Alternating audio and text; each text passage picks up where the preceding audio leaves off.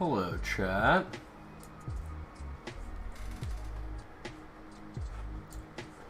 First of all, let's get our table set up.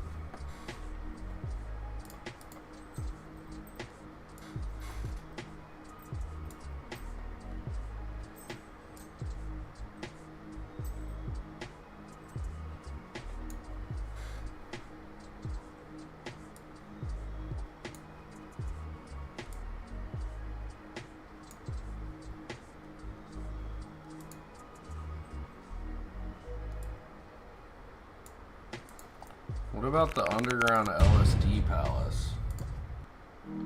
Tell me about it. Dearest Crystal, I cannot express the excitement within me when I think that shortly we will meet face to face. Be easy, GG2 easy, FU, what's good? Court documents, police records, and affidavits.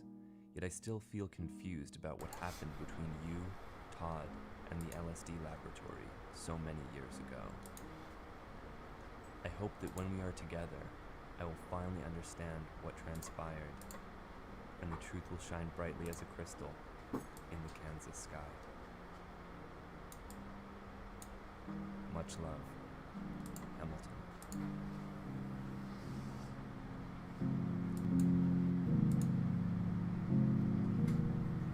Getting high on crystal? Crystal Cole is one of the most unlikely figures in the psychedelic community.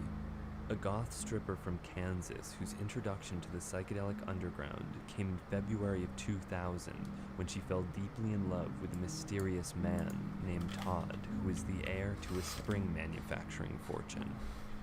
She quit her job as a dancer and moved in with Todd at a decommissioned nuclear missile silo. Yeah, she that probably served as did quit her private job as a pleasure dome dancer. of lysergic delights. Exactly what happened in that laboratory at the dawn of the new millennium is still a subject of heated debate. But it is known that Todd formed a partnership with Leonard Picard, an accomplished clandestine psychedelic chemist, and together they began to assemble what would have been the world's largest LSD lab. But before the lab could be put into full operation, it was destroyed by the DEA.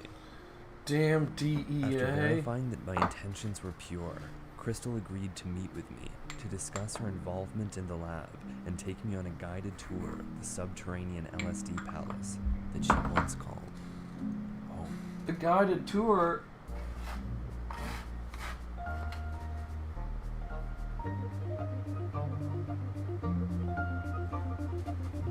Last night we flew into Kansas City, and right now we're on our way to meet Crystal Cole.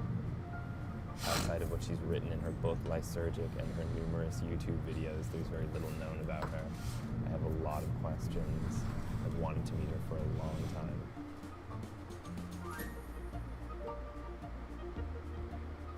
Here we are. Hey, what's going on? I'm Hamilton. Nice to meet you. I was raised in a small Kansas town, which is comparable to being sucked into a spiritual black hole. I was surrounded by flat, bleak cornfields, farmed by similarly flat, bleak people. At a young age, my classmates labeled me as a nerd, causing me to never quite fit in. The first thing that comes to mind upon reflection is, thank God for being an outcast. My peers were the perfect example of white trash at its worst. The majority of them had already given birth to a couple children and dropped out of high school because of it. No aspirations existed in their minds beyond the next round of incestuous sex, six-pack of beer, and line of meth. Crystal is one of very few people surrounding the bust who is not currently incarcerated. And in the wake of extraordinary hard work, She's the only one that made it out. Prison sentences, she used her life experience to inspire a variety of informational YouTube videos that have garnered much attention across the internet. So this is the green screen that I use to shoot all of the NeuroSoup videos. And so I come up with the name NeuroSoup because it's basically, the combination of neurology and then the soup, we'll all have this soup of different neurotransmitters in our brains. What? And so drugs Fold the affect these King Jack in the small neurotransmitters, line there, and so no, that's raise kind from of how I came up middle with the name position. NeuroSoup. You were saying that your most popular YouTube video is the shamanic colonic anal DMT video? Hi, Wait. some people have gotten onto the NeuroSoup forum and asked me about the time that I took DMT anally. And so today I want to describe that for you guys. What? There are some benefits to it. And I've only done it anally once because I guess the negative side effect to it, while I'm talking about all the positives, is that it burned really bad and it just kind of put me in this weird headspace. That was my most popular one until YouTube forced me to remove it because of its new community content guidelines. Yeah, that's a little weird. More paintings and more fractals. Is I that kind of have them on the walls necessary? everywhere. And of course, Grateful Dead bears. That one is the one that I put on my first edition of Lysergic book cover. Of course, That's my the favorite Grateful one. Dead bears. You know, the language around the side of it are things that I kind of saw when I was tripping, alien-esque type languages. I don't know what you would call it. Can you talk about just the things you talked about at the beginning of Lysergic, how you initially got involved in all of this? This shit is Yeah, wild. Well, I met Todd at a strip club. I worked there for about 3 months, and you know, he came in. Well, actually, one of his employees came in and saw me first, and then they went back and they said, "Oh, there's this girl down there you should see," kind of thing, you know. And then, so then he came in and met me, and shortly thereafter, you know, I was driving one of his Porsches and living out at his missile site. I asked Crystal to take me on a tour of the silo, which is now owned by a vintage tank enthusiast. The It will be vintage the first tank time Crystal has enthusiast. entered the silo since her romance with Todd. When Todd was seducing you, what kinds of things would he say? Oh boy, I don't know. When Todd was seducing At you, first he that's was kind of very creepy, gentleman. dude. He wasn't like he was drugging me and taking advantage or anything. At first he was being the utmost gentleman to try to win my trust over. On the way, we passed the place Crystal and Todd first met, Club Orleans, one of Topeka's What do you premier mean you lost exotic it all? dance establishments. This is the club that I met Todd, although it was a different name back then. They've kind of remodeled since then. Chopper I did doing kind of what? an What do you interesting mean? Act, is I did a bondage act, and so I really stood out for the Kansas crowd that's in there. You know, I would play death metal music, and I had this like chain, you know, that I would hold around my neck with a dog collar. I'd wrap it around the pole and stuff. And I'd like whip myself on stage, you know, like. I was really into goth back then because I really hated Kansas, and I was just rebelling against everything that this whole place is about. Margaret And so he didn't comes crush. in there. He was sort of No like the missing mad it. scientist. No missing it. So like, if you can imagine like a guy walking around with this big metal briefcase, you know, bald, and his hair, like the what hair's left sticking up everywhere, like his clothes like rattered, tattered everywhere, you know. He would come in there and just sit with me and pay me like, you know, like lots and lots of money just to hang out in the VIP room with him, and you know, he would sit there for the whole day, and we did that for a couple of times. Post 420 And Blaze then at he's like, Firebeard, "Well, let's you know, why don't you go." just come out to Oh my where I God. live and stuff." And I was like, "Well, okay, I'll go out to your place." Of course we had top pair, and the turn is a fucking jack.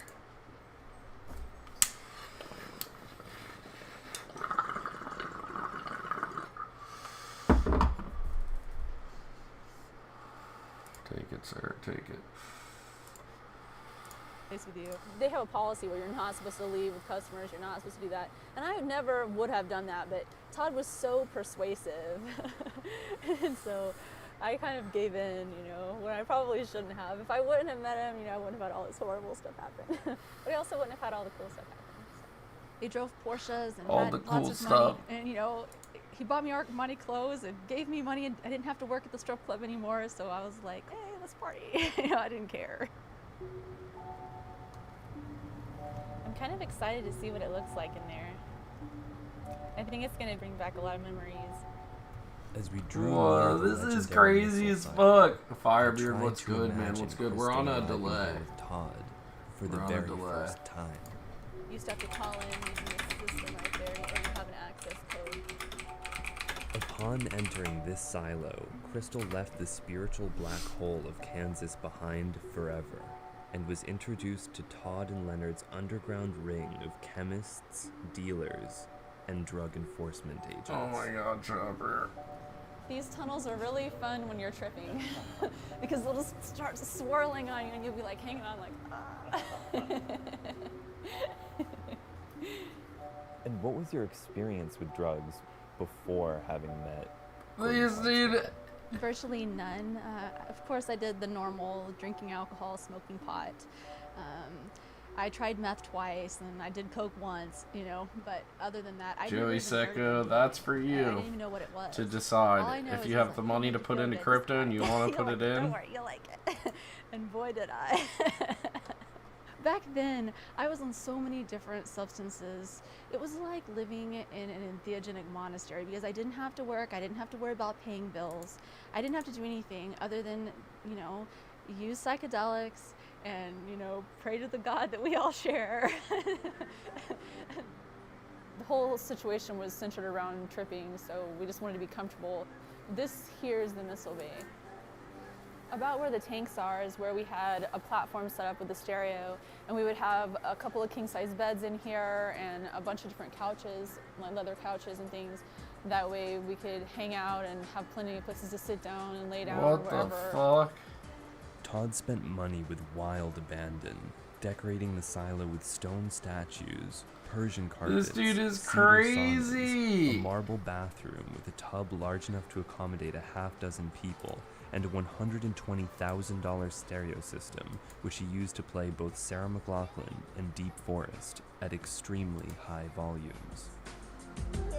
Sarah McLachlan and Deep Forest. Woo! They had some fun in there. Yeah, we would all get in here and shower. There was lots of nudity, if you can imagine that, you know. Lots of cute girls running around. And the parties could get really wild.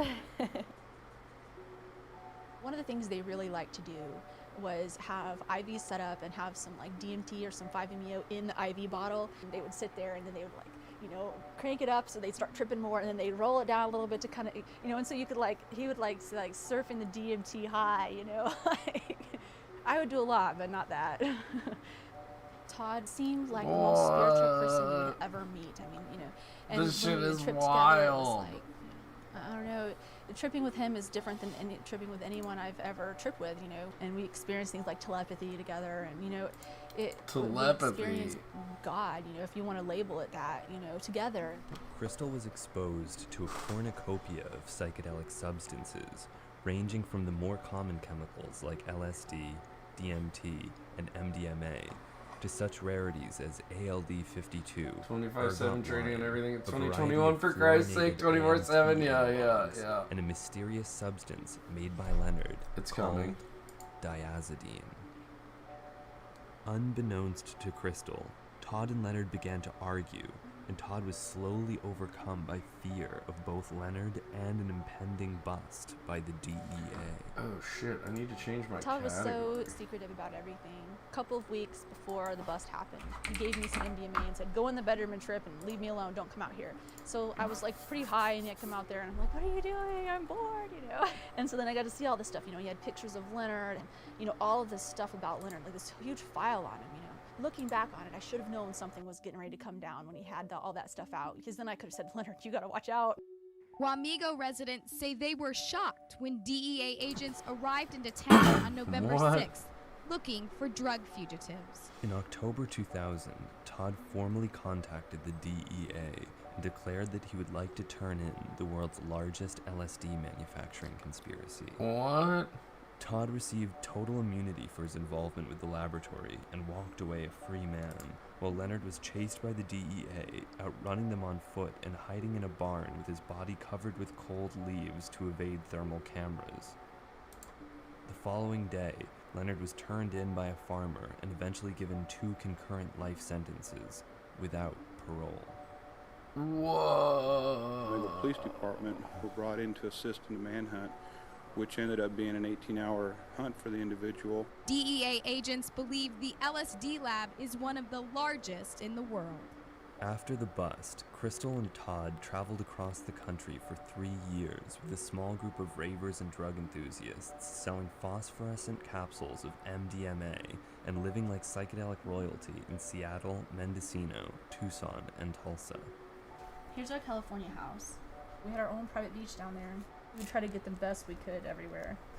There were peacocks Yeah. on the property. Yeah, there were What peacocks the on fuck? property. You would think having peacocks would be cool, but it wasn't. outside of our house was all Did these they amanita. eventually And get so we'd go busted? pick amanitas and stuff, and you can see as we were identifying them and researching them. But some of these don't have Todd in them because he didn't let us take a lot of pictures. There towards the end, I think, all the stress of the court case and everything, the years of running and the years of all the problems, just really, were piling in on him. And I think that, he was just kind of going a little bit crazy. This is insanity, Todd was Firebeard. very much escalating things. He started abusing me and literally, physically abusing The me. fuck I was is willing to this? look I have over no some of the idea. bad stuff that I started to see, over in the first couple of years, because I'm like, oh well, I know underneath all this, it's just the stress, it's just temporary. Underneath all that, he's this beautiful spiritual person, and he's doing all this for good reasons. And now looking back on it, no, he was just manipulating me. I was just a stupid girl. He always had a couple of other girlfriends, and I always had boyfriends, and we were each other's primary, but we always had other people around. And so the boyfriend at the time, Brad, he was the first guy over the years that I dated that that said, look, this situation's no good, you need to get away from this. And so I'm like, okay, well, the only way for us to get out of this is for us to go to the DEA and, basically pull, do what Todd did to Leonard to Todd, And so we go to the DEA together, and we, basically spill everything about Todd's local operation that he's got going there. They were already familiar with the Picard case and all of that stuff, and so they knew who I was, and I was What? Todd's girlfriend and all that. They had a case. She just laughed off that she just narked on her partner of multiple years. They had me, they had the boyfriend, and I told them where one of his labs was. So they had more than enough of a case and more than enough of a reason to go after him. You know what they said to me? They're like, well, we'll give you a call. I'm like, okay. And so they had my phone number. So I go home, and then conveniently, 2 days later, Todd called me up. Well, I know you went into the DEA. So you went into the DEA, you told them that he was dangerous. They took down all the information, didn't do anything at all to stop him, but told him that you had reported him and just infuriated him. Yes, and that is why he kidnapped me and Brad and did the things that he did to us. On the 4th of July, 2003, believing he was immune to legal prosecution, Todd lured Crystal and Brad to the Tulsa Doubletree Inn.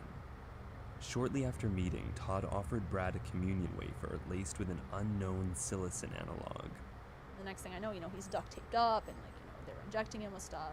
And, they were telling me, if you don't, obey everything we say, we're going to give him something that's going to kill him. And, we have to get information out of him. We have to know what he What said. the fuck? As the drug took effect, Todd taped Brad up and spent 1 week subjecting him to psychedelic tortures of unfathomable depravity. I know that he Oh was my giving God. him stuff like, barbiturates and, things like Valium and stuff. Bro, you don't want the IV. Yeah, and he was using psychedelics as I'm well. super he was out. giving him IV DMT. Any What drug he the had, he fuck? pretty much was giving it to him. And after that, after it was over, I had to stay with Todd for a whole month. And he drugged me, he raped me, he sodomized me, he did horrible things to me. It's hard for me to talk about because I have PTSD now because of what he did. But it's horrendous. To think that, somebody would use psychedelics for the kinds of things he used them for. Todd This fled is to so Burning fucked Man, up. where he was arrested for MDMA distribution and ultimately tried for kidnapping and assault with a dangerous weapon. For these acts, Todd was sentenced to life in prison. Oh my god. Todd was so tall that he had to really watch out for those things. If he would hit his head on them. He's still locked up, right? Yeah, he has life, so you don't have to worry about him coming back and haunting the place here. Once you trip a lot, you can make any trip a pleasant experience, unless the person's literally standing above you and injecting you and strangling you and threatening you and yelling at you and stuff. You can't. There's no way to make that good. The last few years have been a difficult road for me to walk down, yet they have made me a much better person. I got so far out of touch with a normal person's reality. For years, I never worked a job, watched television, or even went a week without being around someone that was on an entheogen. I basically had to start life all over. I began This watching is the fucking news to get up to speed on insanity, current dude. events. What Got in an the apartment of my own and world? started a business to support myself. I feel like, even after 4 years, I'm still working on reintegrating into society. In the spirit of actually doing something with what I've learned through entheogens, I founded a non-profit website called neurosoup.com. My hope is that it will be a place Yes, for people to learn she very did basic say spirituality, they had a religion, telepathic and themselves. connection. Namaste. Okay, that was just After- like out of control. Like, what the fuck was that, dude?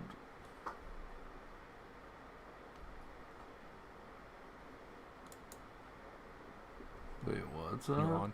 So we'll be sending ADA, obviously, on the Cardano blockchain, ERG on the ERG blockchain. And maybe I'll do a little demo of this on the ERG blockchain. I have some ERG lying around. The X rate for this exchange is then provided by the oracles. And if you guys have questions about oracles, ask later. I can explain what that is. Oracles are essentially data. It's something that tracks data. You have to have a way to track these prices. You know, the price of ERG. So think about it. If you have a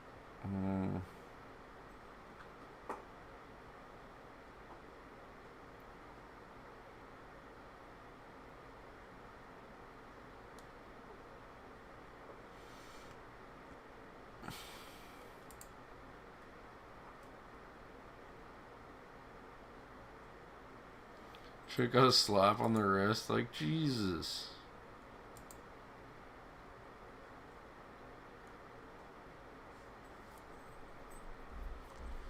How did Storm Area 51? Is it possible to make almost money off of a destroy them? meme? Obviously, I think it is. Yeah. I'm happy! Yeah! They agreed to print me each one of those for $1.50. I'm here selling them for $20 each. UFOs and all things alien secrecy. That's what Alien Stock is about. Let's party around aliens. Let's get it back into the mainstream. As soon as you ask for money and you don't get the right answers, get the out. That was it. They were like, whoa, this is too much drama and people are gonna die. I can't be a part of this Firefest 2.0. The idea of having a raid out here is pretty wild to me. I don't know how people are gonna Naruto run through shrubs and rocks and rattlesnakes. It's a terrible idea because they do shoot people. I told her, you don't have a festival. Somebody really left her holding the bag. She's out a lot of money. Just one person that you do business with can kind Who of jeopardize got- the whole thing. I didn't plan it. It planned me. Memes have a life of their own, you know? And they actually control people.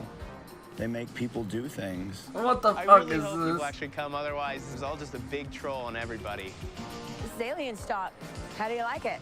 Alien stock, stop it. I first heard about the Storm Area 51 Facebook event back in July when it popped up on my feed. The plan was to rush the gates and break into Area 51 to see them aliens. We were immediately charmed, like the rest of the internet, and the prospect of people showing up to raid a heavily fortified military installation caused a full-blown media storm. It was a joke, but one the Air Force is taking seriously. Nearly 1 million Facebook users say they're going to raid Area 51. The number of They people literally who memed interested the just military, keeps growing. dude. Let's They see memed them the aliens. government. Corporate America Let's wants see a piece, specifically them Bud Light. aliens. Vice wasn't immune to the Specifically spectacle, producing several videos playing right into the hype. What do you think they'll find at Area 51? Aliens. And while the event's creator, Maddie Roberts, turned the raid into a music festival that was set to take place in a small town in rural Nevada, many of the locals worried about being overrun by a viral meme. Oh my god, This the backbone is alien gonna be stock. with me, and then we have a couple of radios that we're going to be using.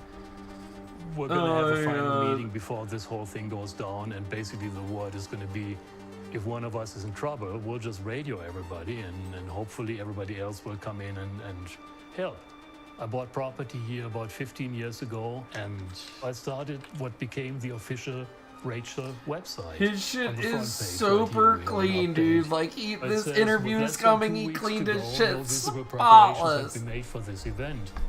No bans have been announced. It is more and more likely to turn into Firefest 2.0. It's a very quiet town. A town of 50 people. This There's guy no was just freaking infrastructure, out. Rachel. He was like, damn, We have no hippies. gas station, we have Go no come store. stay on my farm. Most of the roads are dirt roads. There's a little country bar with a little motel attached. That is the only business in town. And we don't even know if we're going to have 500 people show up or if we're going to have 50,000 people show up. That This guy event was has freaking turned so the many fuck corners. out. It started with some 20-year-old Yahoo dreaming up this Facebook event. Then they said, well, we're going to have a party in Rachel. My drummer saw the joke post on Facebook, gaining a few 100,000 marks, and so we figured Oh my we'd hit up the little alien We called Connie up, said, hey, you mind if we come out and set up a stage in your parking lot and bring a few friends' bands and have some music? And she's like, you know this is a joke, right? Like, this isn't a real thing. How did you start this? What led up to I didn't start it. The internet started it. And it just dumped in my lap. Jeremy from Whitey Savage called, said they wanted to play. We were thinking like a little 12 by 12 stage in the parking lot, have a few of our friends' bands come out. A few weeks later, we had a whole nother monster on our hands. And then where did Matty Roberts come into what happened there? He came in about Oh my God. We talked to Connie to set up something here. He came to Connie saying, hey, let's do an EDM festival. So we were just looking for different places to potentially hold something like this. No plans have been set into place yet. And Connie West had hit me up earlier, like 3 days prior to us coming out to Vegas. It's like, hey, let's plan something. And so we drove out to Rachel, Nevada, just to see what we could do. And then that's where we decided that we were going to plan this thing. I thought, my gosh, that's a crazy idea. But I thought Woodstock was crazy. Call this alien stock. We're planning for 10 to 20,000. That's quite a swag. If 3 people came per vehicle, we'll have 10,000 people there, based on the parking space permits that have been acquired. How much money has been poured into this by the county? Take the money. We have, at this point in time, appropriated $250,000. But we're going to see how it all turns out, because we've busted ourselves silly to provide for basic needs. We're fearful that there's going to be an awful lot of people. It could be a disaster. It might be a wonderful thing. Who knows? We're going to find out. I'm afraid it's just going to be overwhelming and we lose control. And a lot of unhappy campers. We fear that they will turn against the local residences and start raiding homes and trashing properties here in Rachel. No. Bro, and now quit freaking the fuck out. Calm down. Bathroom, food. Seeing as this could be the event of the year, we convinced our boss to give us the money to fly to the middle of the desert. I'm changing to see what my some life called around. Firefest 2.0. If there's a company that should be out She's there, got an it should be LSD us. shirt on, You know yeah. what I mean? And might as well throw the dice at this and take a fucking risk, and just if it happens, it happens. It started as one thing. It started as a Facebook post to storm Area 51, and then went to a music festival, and then now it's... In the days leading up to the event, we desperately tried to contact people on the ground in Nevada. Hey Frank, how are you doing? Hi Corey, this is Zeke Spectre. Hi Connie, it's Zeke Spectre. Hi Melissa, this is Zeke Spectre. Hey Alon, it's Zeke Spectre. And despite our best efforts, we were left with more questions than answers. There's some real ugliness going on behind the scenes. Frank DiMaggio guys, hardballing our... As far as I'm concerned, it's still going on. So we're moving the party, and we're going to announce it hopefully by tomorrow. We're still trying to figure this all out. Yeah, and I will have a lot more information here shortly. I was I'll read not you part text of any message. of this. Alien stock just turned into Firefest. It got ugly. As the drama unfolded behind the scenes, we still couldn't get a hold of Connie to see if we could cover the event. Hi, you've reached Connie. You've reached Connie. You've reached Connie with the little alien. Your call has been forwarded to an This whole documentary is going to be us just sitting around calling people. Even though Connie hadn't given us permission to come to her event in Rachel, we flew to Vegas flush with company cash and saw that we could purchase a $1,000 media pass. Then here's our guy. Media parking. $1,000. God, I just feel like this queasy feeling in my stomach, like I got swindled. We also rented an RV and bought proper camping supplies. I wouldn't buy We shit prepared for the until I worst because, showed quite up, frankly, dude. Fuck that. man, it's fucking windy out. All we had heard was that it was going to be a total disaster. We're about half an hour from the Little Alien. We were listening to a ham radio repeater, and we picked up some traffic about a possible raid either tonight at midnight or at 3 a.m. You know, a lot of people may not be trying to raid, but according to Facebook, there's still some crazy motherfuckers out there who want to raid. Oh, here's the town of Rachel. We can get it later. We can get it There's later. a ton of media. Look at this. We got Channel 3, Fox, ABC. There's a stage. It's pretty fucking small. You guys are going to be back down this way. Okay. By the NBC truck and Okay. Channel 13 and all that. Did all those guys pay $1,000 as well? Yes, they did. All right. When we got to Rachel, the crowd was far smaller than what we were expecting. We've got a modest stage with about 40 people behind Dude, me. this guy didn't and a ton of negotiate. land. And it feels like infrastructure built for a much larger Sold at the crowd. highest peak. But right Damn, now, that's what's up. it's looking like a jam band and a couple guys in alien gear hanging out in the desert. We didn't really crank that hard this morning, but damn, look at the after Well, I live hours. in Las It's looking Vegas, strong. so we went up on Monday night just to check it out and see the base. Okay. Not a lot of movement or anything like that. Did you see them aliens? No, we did not see the aliens. Okay. Not at all. Are you nervous about them coming after you for taking a peek? No, look at all the people out here, man. You know, we're all just having fun. Okay. That's it. This is all about having fun. It's all about having fun, man. All right. The turnout on the eve of Alien Stock was underwhelming to say the least, which might be because Maddie Roberts had dropped out of the Rachel event at the last minute to host another event in Las Vegas. Everything was coming together, and you watch Maddie on TV one day saying that exact thing. We've got most of our major infrastructure solved already. We've got all of the deposits made. We've got it booked. Pretty much from here, it's just finish leveling the land and start building. 3 a.m. that same day, he's gone. He's done. And that was because he had a conversation with Frank DiMaggio. My name's Frank DiMaggio. I was called in to help co-produce Alien Stock. Well, we were called in at the 11th hour a couple of weeks back to help with Alien Stock out in What Rachel. happened here? So Yeah, after we're on a we set up delay. a meeting to kind of go through discovery with Connie. We realized that all the things that needed to be in place for us to even consider being involved were not. She had told us that there were deposits made on security, deposits made on EMS. The land had been cleared, and we go out to Rachel, and none of that has been done. And there's no documentation for any of these deposits. I don't have to prove to you what I spent. You didn't sign a fucking contract with me to begin with. So guess what? I don't need to prove to you a motherfucking thing. I said, get the fuck out. You wasted everybody's time for 2.5 hours. Now you're gonna sit there like this is all a big secret? That's where the excitement just kind of died, and it was like, I can't invite friends out here and tell them that they're gonna be safe. The decision to call it off was Oh one my of the God. best decisions I've made. So now we moved to a much safer venue. The people at downtown Las Vegas Event Center, they were gracious enough to take us in as partners and let me host the Area 51 celebration. It's just gonna be an incredible experience. They walked away, leaving everybody high and dry at the 11th hour. I think they got some dollar signs in their eyes. After Maddie dropped out, the official Alien Stock webpage was changed to redirect festival goers to Frank and Maddie's new Area 51 celebration in downtown Las Vegas. That was the key to their disinformation, was having the two internet outlets, the meme itself, the event, and the access to the back end of that website.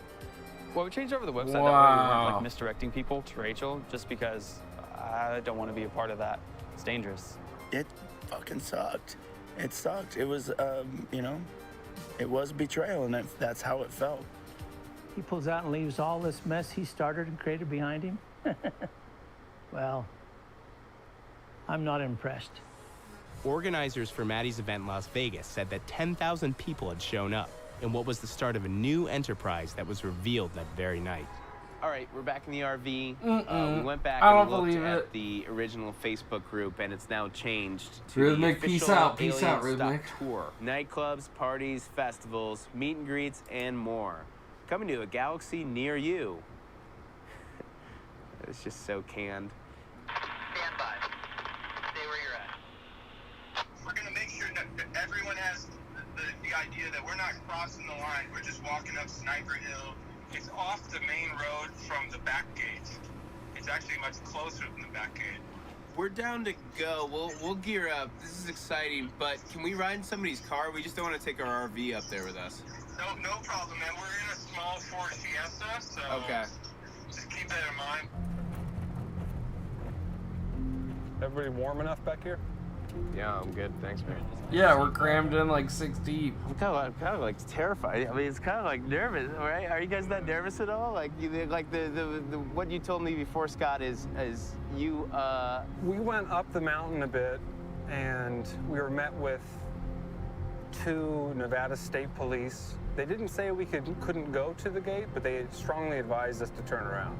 Warning, U.S. Air Force facility on the right. This is as far as we go. It looks like there's a bulldozer blocking the road.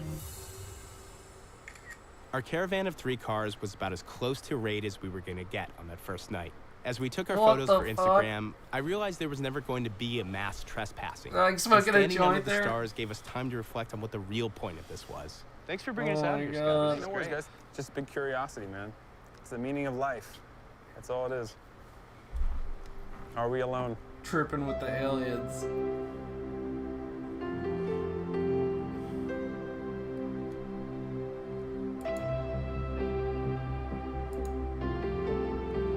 Look at this fucking guy. You're the pinnacle of millennials, to be sure.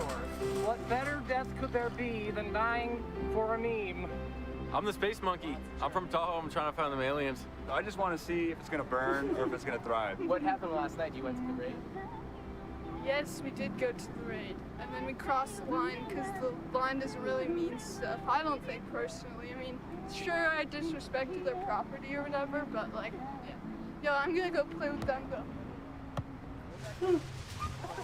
I actually have a sticker. If anyone buys anything from me, I'll give you a free sticker for yourself. A free sticker to pass it on my card.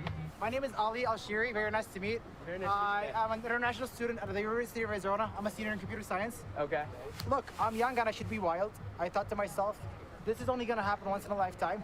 On my deathbed, I'm not gonna be talking about my internship. I'm gonna be talking about the day I invaded a military base to start a business. Yeehaw! By Friday afternoon, festival goers were taking impromptu trips to the Area 51 entrances. So we hitched a ride with What a guy the named fuck is Hunter who that? drove us to the Rachel Gate. Zeke here with Vice today at Area 51. That's right. So why did you come out here today, man? I did it for the meme. Everybody was like, oh, you're not really gonna go, it's a meme, right? And then everybody who came here, it's like, your faith was rewarded. You know? You know where the word meme came from? I actually don't know where the word meme came Dawkins. So the concept of a gene that spreads itself. What? A meme is like the gene, but it's an idea. So it means you're analyzing ideas from the perspective of how do they spread, how do they replicate, Bro, what makes one idea more calm valuable than another down, idea, dude. Right? But anything can be a meme. Like, let's all show up at Area 51. That's a meme. That went viral for some reason. That caught on. That had some essence to it where everybody was like, I'm gonna do it, dude. You guys lift? We're pulling up to the back gate. And this We're guy going just up the said, "Do Rachel you guys Gate. live?" Calm down, dude. How much fucking coke did that guy do? All right, boys, they can't stop us all. But they can't stop 30 of us. They could definitely stop all of us. They could definitely stop all Nobody of us. raiding right now, but there's certainly a lot of people, a lot of traffic coming in and out of here. So we got the Department of Public Safety on this side, the Lincoln County Sheriff's Department on the other side, and the military guys on the other side. No Naruto running though. How do you Naruto? What is it? It's Naruto. Naruto. Naruto. You have to say it like that. Naruto. They're gonna grill me online if I say it like that. Naruto. And what is that from? Where's the Naruto run from? Naruto. It's from Naruto. It's an anime. It's Japanese animation. Naruto run. Do it. What'd you say? Like this? Okay. What? Okay. No. 4, and then one leg. One leg. Like, I'll be in step with you. Okay. Can you demonstrate the run for us, or? I can't. Okay. Come Yeah. on, we're gonna do it. All right.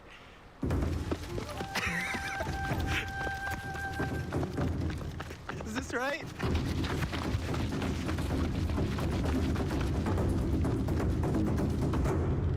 What?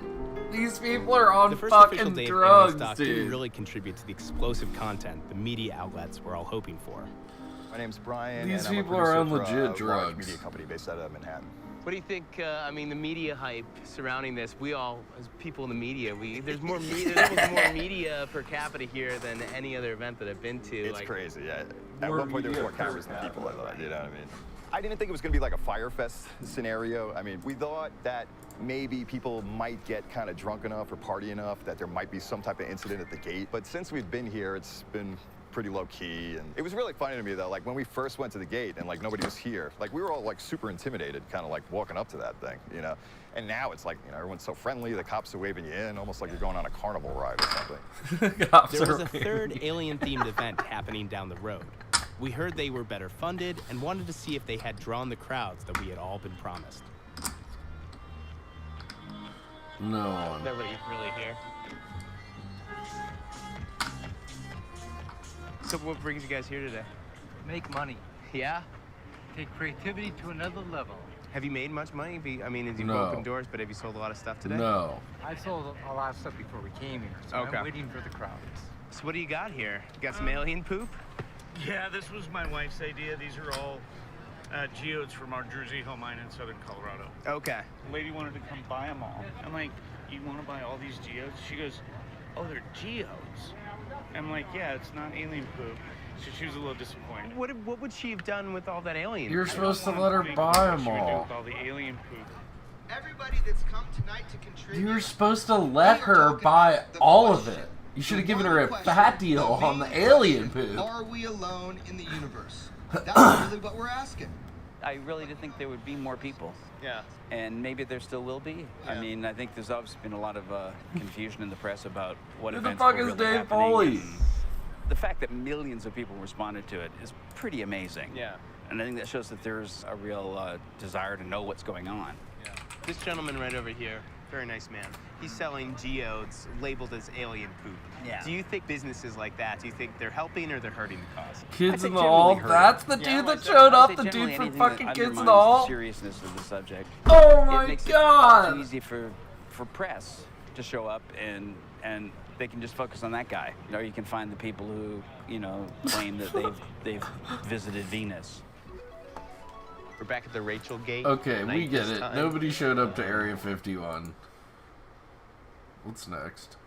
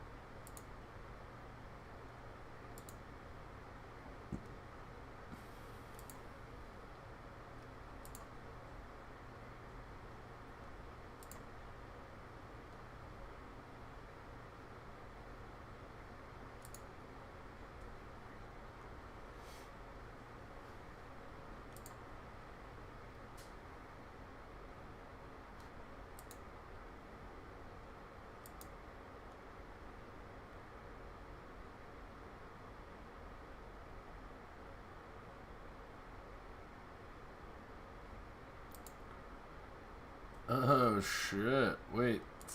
The Vice shit was copyright? So I can't live stream myself watching Vice on YouTube? That's fucking hilarious.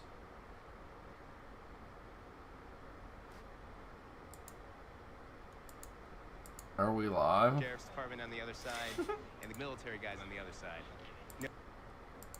Okay, it is live. Huh.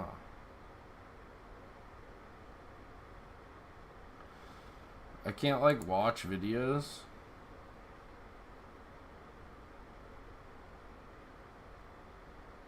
And enjoy myself. So, like, no. You can't live stream yourself. Fucking enjoying videos.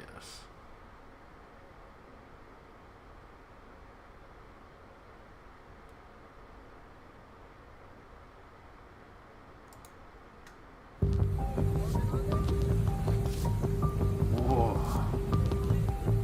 A narco sub. Yeah! Just be careful we don't fall over them.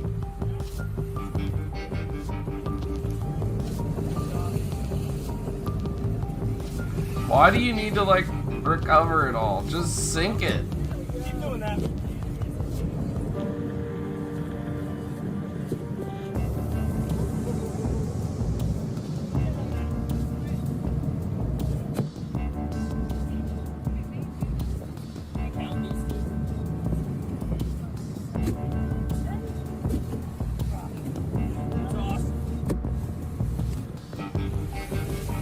How many fucking bales of coke are you gonna get out of here?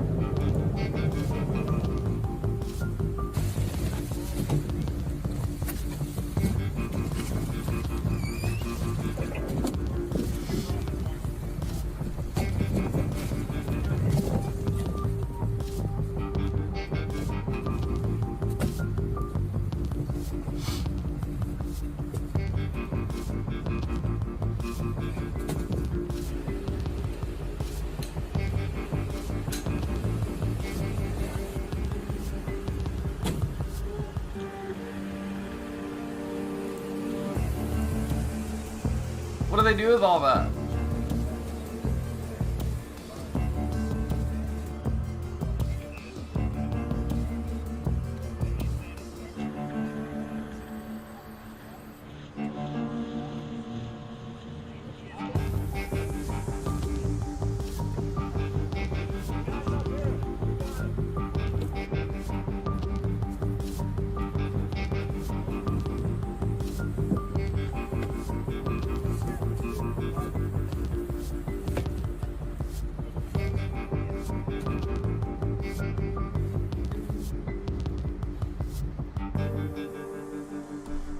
Whoa.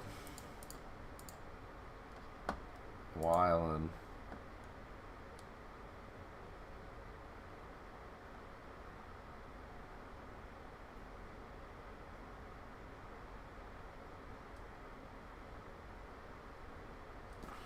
Why does it want to show me like a ton of ice? Like, I don't normally watch a ton of ice. I mean, I've watched Vice, but like...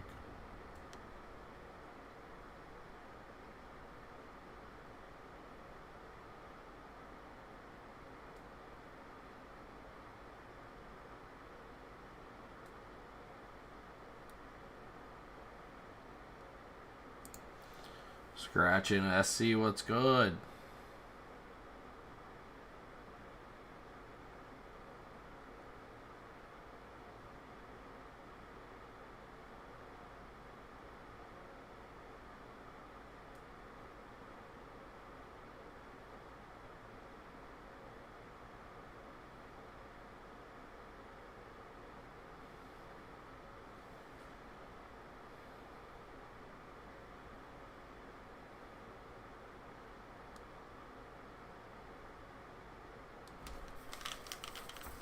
What's some good content to enjoy this evening?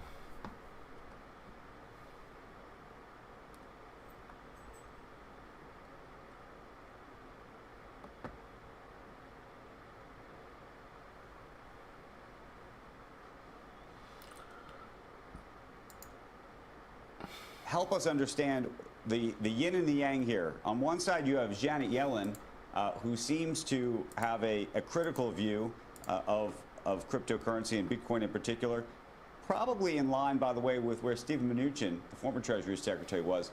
On the other hand, you have Gary Gensler coming in to run the SEC, somebody who's been teaching about cryptocurrencies at MIT. What do you think the upshot's going to be? Yeah, it's a great question. And look, Gary and I testified in front of the House Financial Services Committee about a year and a half ago on this very topic. I think he and I share similar views. Look, Bitcoin has been a part of the U.S. financial system for the last 5 years now. At our firm CoinShares, we've seen a lot of interest in Bitcoin this year. We're really looking at three things. Sentiment is more positive than ever. BlackRock filed last week to add Bitcoin exposure to 2 of their funds. There are rumors that Bridgewater might be publishing some research on Bitcoin this week. So we're seeing a drastic shift in sentiment when it comes to asset managers. Market structure is changing. The CME Bitcoin futures hit their all-time high in open interest in December. We're seeing record activity on that contract in January. Right. So there's a lot of activity. I hear you on all the advertisements for Bitcoin. I'm not against Sure. Bitcoin, but you're advertising Bitcoin now, and you're in the Bitcoin business, so you have a good reason to advertise it. The question I'm asking is a very different one, which is... I hear you.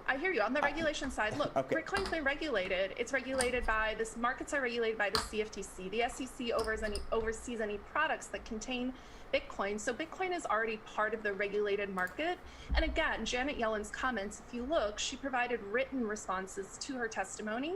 And in her written response on Bitcoin, she was much more nuanced. Bitcoin is regulated. It's a common misperception that it's not. So I just want to dispel that myth. More regulation is coming. More coordination between agencies is coming. And I think that's all very positive. So hopefully that answers the question. Well, unfortunately, it doesn't, because I think that the thing that I'm trying to get at is whether you believe ultimately there is a way to actually have an anti-money laundering feature that actually works in and around Bitcoin in the same way that our current monetary system is able to, or the banking system rather, has ALM built into it. I would argue to you that Bitcoin is the opposite on purpose, and actually that it's almost impossible to get to that kind of standard. Do you disagree? I disagree. When you and I exchange a dollar, if I handed you a dollar or a pile of dollar bills right now, there's no AML KYC on that. The majority of Bitcoin activity today in the United States happens on regulated platforms like Coinbase, which is about to IPO, and a number of others. They go through the same KYC, AML, FATF reporting procedures that any other bank or financial services firm does. So I think, again, when concerns come to money laundering, regulated venues exist. They're the on and off ramps here in the United States, and they are being regulated. So again, you know, cash has the same function. We're not regulating cash. Mel, but here's the distinction. For me to carry $1 million of cash somewhere is would be a bit of a feat in that it has to physically be carried there. We're talking when you're trading Bitcoin, we're talking about something that can be done obviously in not even half a second.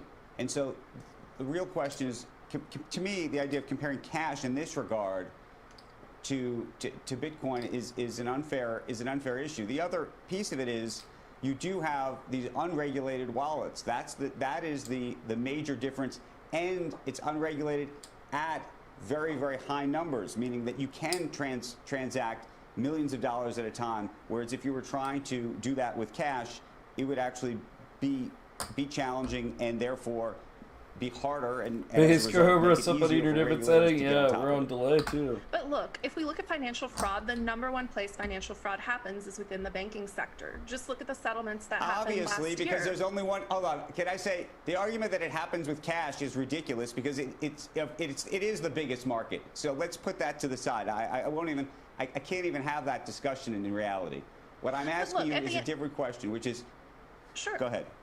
But look, at the end of the day, right, if people have a specific need, in this case, if there's a need to move large amounts of money outside of the banking system, it doesn't matter if it's Bitcoin or gift cards or fine art or collectible coins or watches, art, you name it, people are going to find a way to do it. Bitcoin is just a tool like any other asset that we have. It is just a tool. There are a lot of people using it for legitimate purposes. I do believe it's an asset class. When it comes to people using it for nefarious purposes, every financial market in the world, every asset in the world faces this challenge. Right. I struggle to see how Bitcoin is fundamentally different. I do think we will find pragmatic solutions. So I'm optimistic.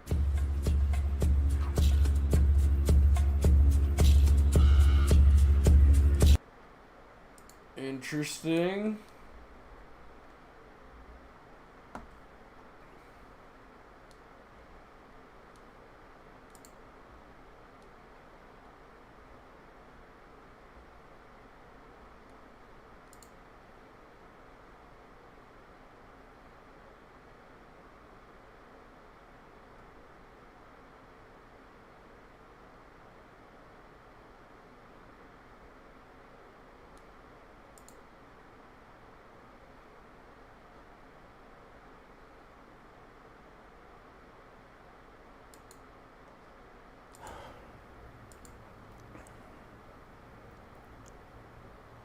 My name's Gummo.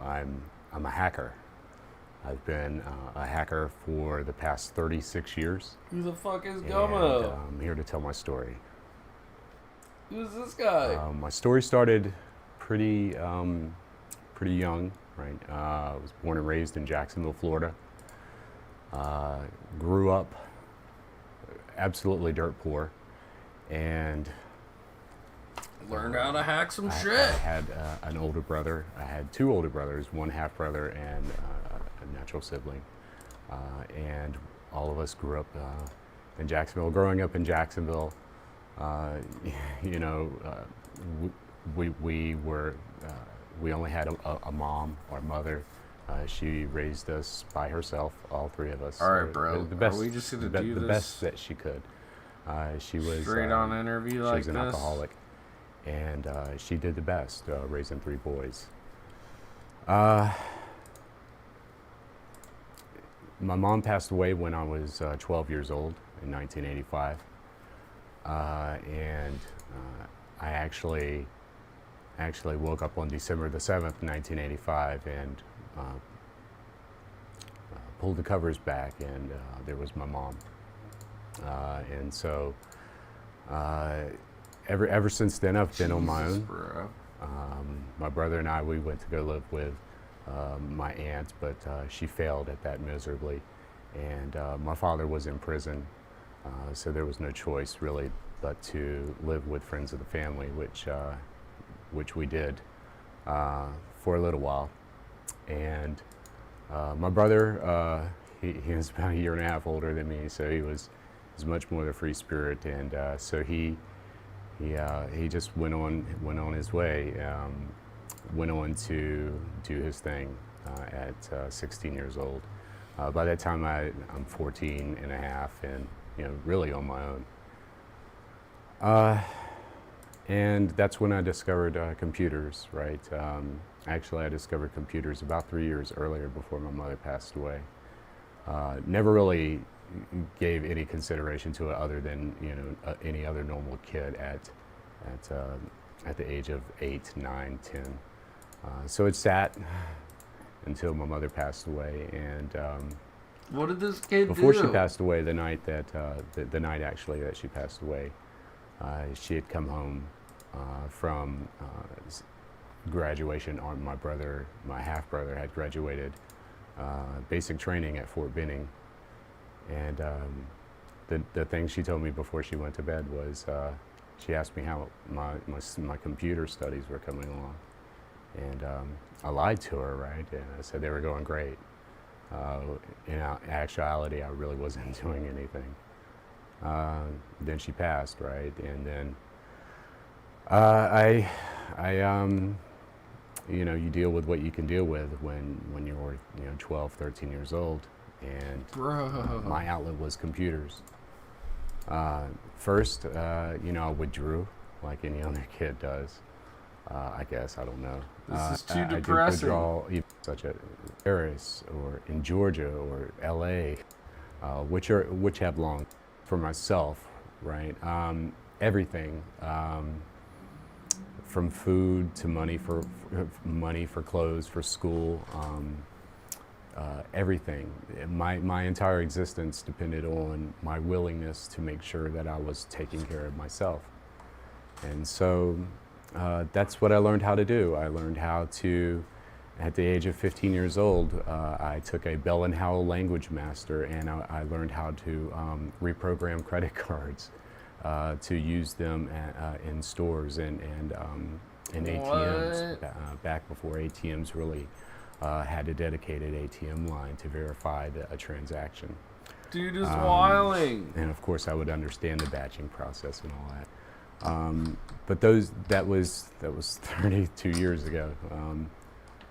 And I just learned how to manipulate things to get the things that I wanted, whether it was printing a UPC code for food from the store, which I needed, or doing the magnetic gas handle flip. Back in those days, when you needed gas for your car, there was a dial on the gas pump, and you would flip the dial on and off. Well, if you took an old-fashioned speaker magnet and set it next to the handle that would flip it up and engage the pump, the pump would begin to run to distribute gas in the hose, but the numbers wouldn't turn.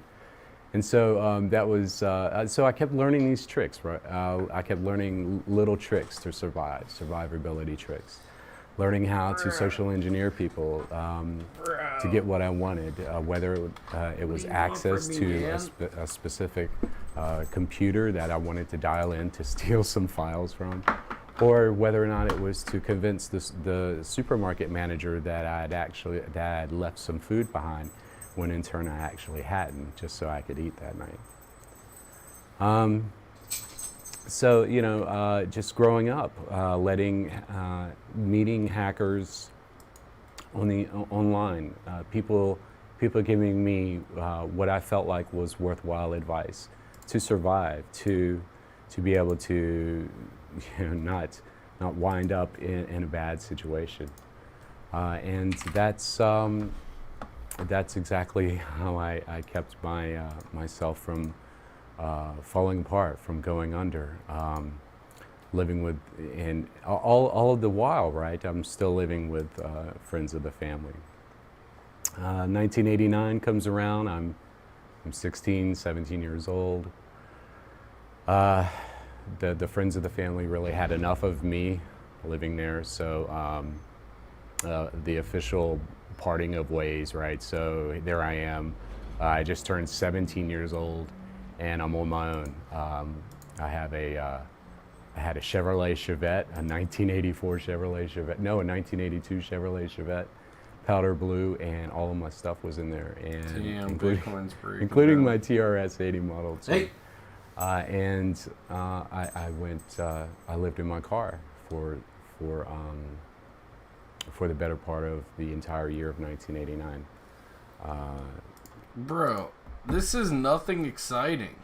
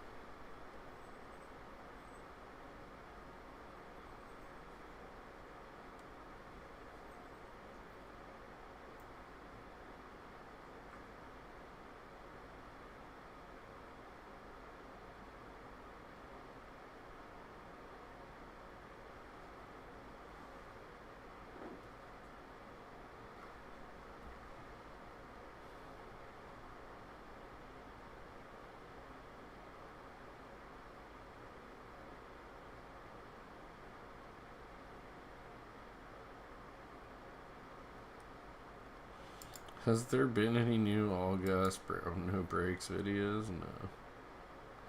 Damn, it's been 2 months since he's put out a video.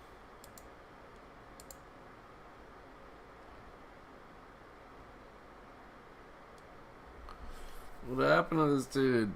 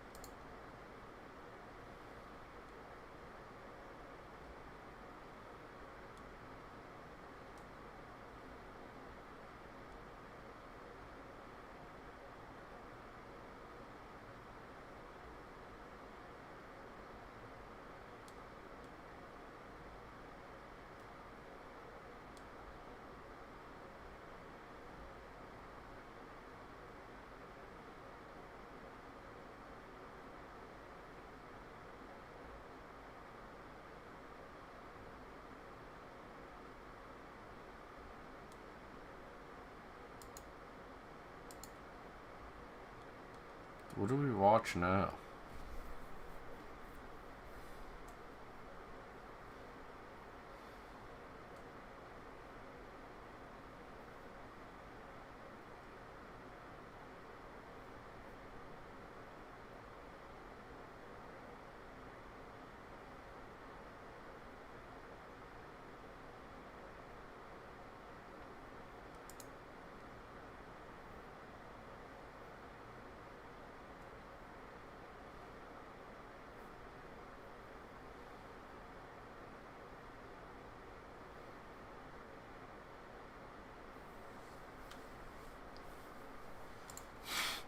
Yes. Is that? I'm going to start. I'm a pretty annoying guy. So I'm like, I'm going to ask you a lot of questions about psychedelics. Yeah, I'd love to answer that. I don't want to hijack the podcast. I'm like preemptively apologizing for hijacking. No, let's talk about whatever you want. Did we start? Is this official? Yeah, it has begun. You don't sing a song or do an intro or anything? I don't. You were the 9th guest, so, and the previous ones have been people that work on the show, so it's a little bit, I'm from Florida, so I relish in that shit. What part of Florida? I told you it was crazy. from Boca Raton. Oh, okay. Yeah, that's the appropriate response. Oh, okay. Just disappointment. Well, there's a lot of So you didn't psychedelic- grow up in New York? You grew up in Cambridge? I was born in New York and lived here as a young child, but grew up mostly in Cambridge. You're in Cambridge now. I'm in Eric Brooklyn, Andre New is York crazy. Right now. What did you do before the show? Were you a working chemist? No, I mean, I studied chemistry. I was pretty much, as soon as I graduated and even before, I was writing about psychedelics, mostly doing journalism related stuff, and was very interested in psychedelics. So that was what I have done for the most part my entire adult life. What was your degree? It was a Bachelor of Science, like interdisciplinary science degree, basically, because I was really miserable when I was in college, and I went to 4 different universities, and then, like, in order to consolidate all of the credits from these universities in order to graduate, I had to create this like kind of fake interdisciplinary science major, but yeah. So are you? I thought you got your doctorate or something. No, I have No. You seem very. I'm a articulate drug addict. for just having a measly bachelor's. All I have is a measly bachelor's. I have a bachelor's in music, which is the most useless. Yeah, I mean, degree you could get. Yeah, I mean, I worked at this The most like useless adjunct degree you faculty could at a get. pharmacy school in Philadelphia, and I have done research there for about a Can we decade, get a maybe hand? longer now. And so that's where most of what I know actually comes from, is from doing lab work. Gosh, that's crazy. Yeah. You go to school at Harvard? I took summer classes at Harvard. I did not go to actual Harvard. That's cool. Yeah. National Lampoon. Yes. And then, all right, so I have so many questions. And then, was your mother also a filmmaker? No, but she helped with some of my dad's projects. She's an art historian, but she... Did they meet on set at in Vernon? They met because my dad was interviewing Ed Gein, and the guy that made a fucking couch out of his mom, right? Yeah. What? Well. And what did she? What? This is crazy. Was she about to be eaten by Ed Gein, and your father rescued her? She knew that my dad was going to Plainsfield, Wisconsin, to spend time with Ed Gein, and they both lived in Wisconsin at that time, and she was interested in it and wanted to meet him and talk about it. So that's how they met and fell in love, with a mutual interest in Ed Gein. Mutual interest in a murder. Crazy. And this is Is when Ed Gein out of jail? Well, Ed Gein's dead now, but at the But time... was he out of jail? Well, he was a successful insanity plea. He was never put in jail or prison. He was in a psychiatric institution for the remainder of his life. Wow. So when I need an example of white privilege, now I can. But at the same time, if he wasn't insane, who is insane? Who is insane? Yeah, he's bad shit. He was bad shit. And didn't he? Correct me if I'm wrong. Didn't he? Not actually kill anybody, and he just like chopped them up and ate them and made like leather couches of their skin later. Yeah, for the most part, he did kill. He killed at least 1, maybe 2 people, but he was not a serial killer. One, maybe 2 people. I think that's the he was mostly a grave robber, and most of what he wanted was to create a woman suit that he could wear and dance, dance at night wearing this woman suit. Ed. Okay, so this is what I want to cover today. We have a lot to cover. Eddie. I'm taking you hostage. I want to. Well, I don't want to. Can we make drugs in international waters? Like, if I wanted you to synthesize the original Hoffman LSD 25. That's the guy, right, Hoffman? That's the guy, yeah. LSD 25. Could we take a boat 2 miles off the coast and cook it up? Well, that was always the question. Like in the 60s, people were asking the same question of like, well, couldn't we buy an island and make that the psychedelic island where all drugs are legal, and then have our own rules. They actually tried, like Leary and his group tried to buy a small island to manufacture LSD, and I can't remember what happened with that, but it wasn't successful. Well, you probably can't bring it into the United States after that. Right, then you have to live in the small Then you island. have to live in the shitty island with no infrastructure. Yeah. So. Yeah. But yeah, what you can do. You're just shitting in a Home Depot bucket, tripping balls on some fucking miserable island. Well, they tried. Maybe that's what's important. But now Maybe that's what's important. It's possible, again, for the first time in a long time, to somewhat easily get a license, especially in Canada. Like, there are labs making LSD now legally in Canada. And really? Yeah, because the clinical research environment's a little bit more liberal there. Like, it's easier to get permission to do studies, and so they're manufacturing. Pocket tens, real quick. We got a nice little hand here. Chad. A little hand here. Got called by Mustachio.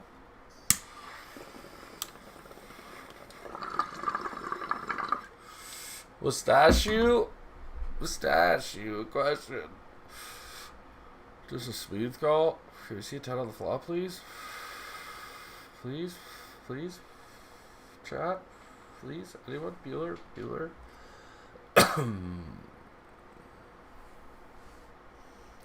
Big blind calls. I'm gonna bet pretty hard at the pot here. Let's go to 8.4. Whoa, 8.4. 8 point. Can I do a 8.4 big blinds? Wow, this dude just fucking calls. Okay, sir.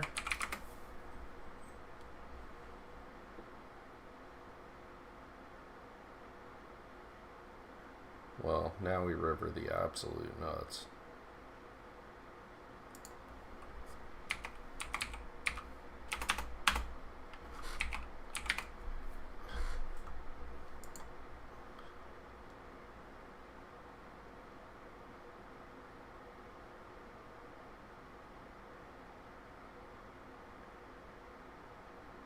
How do you fold?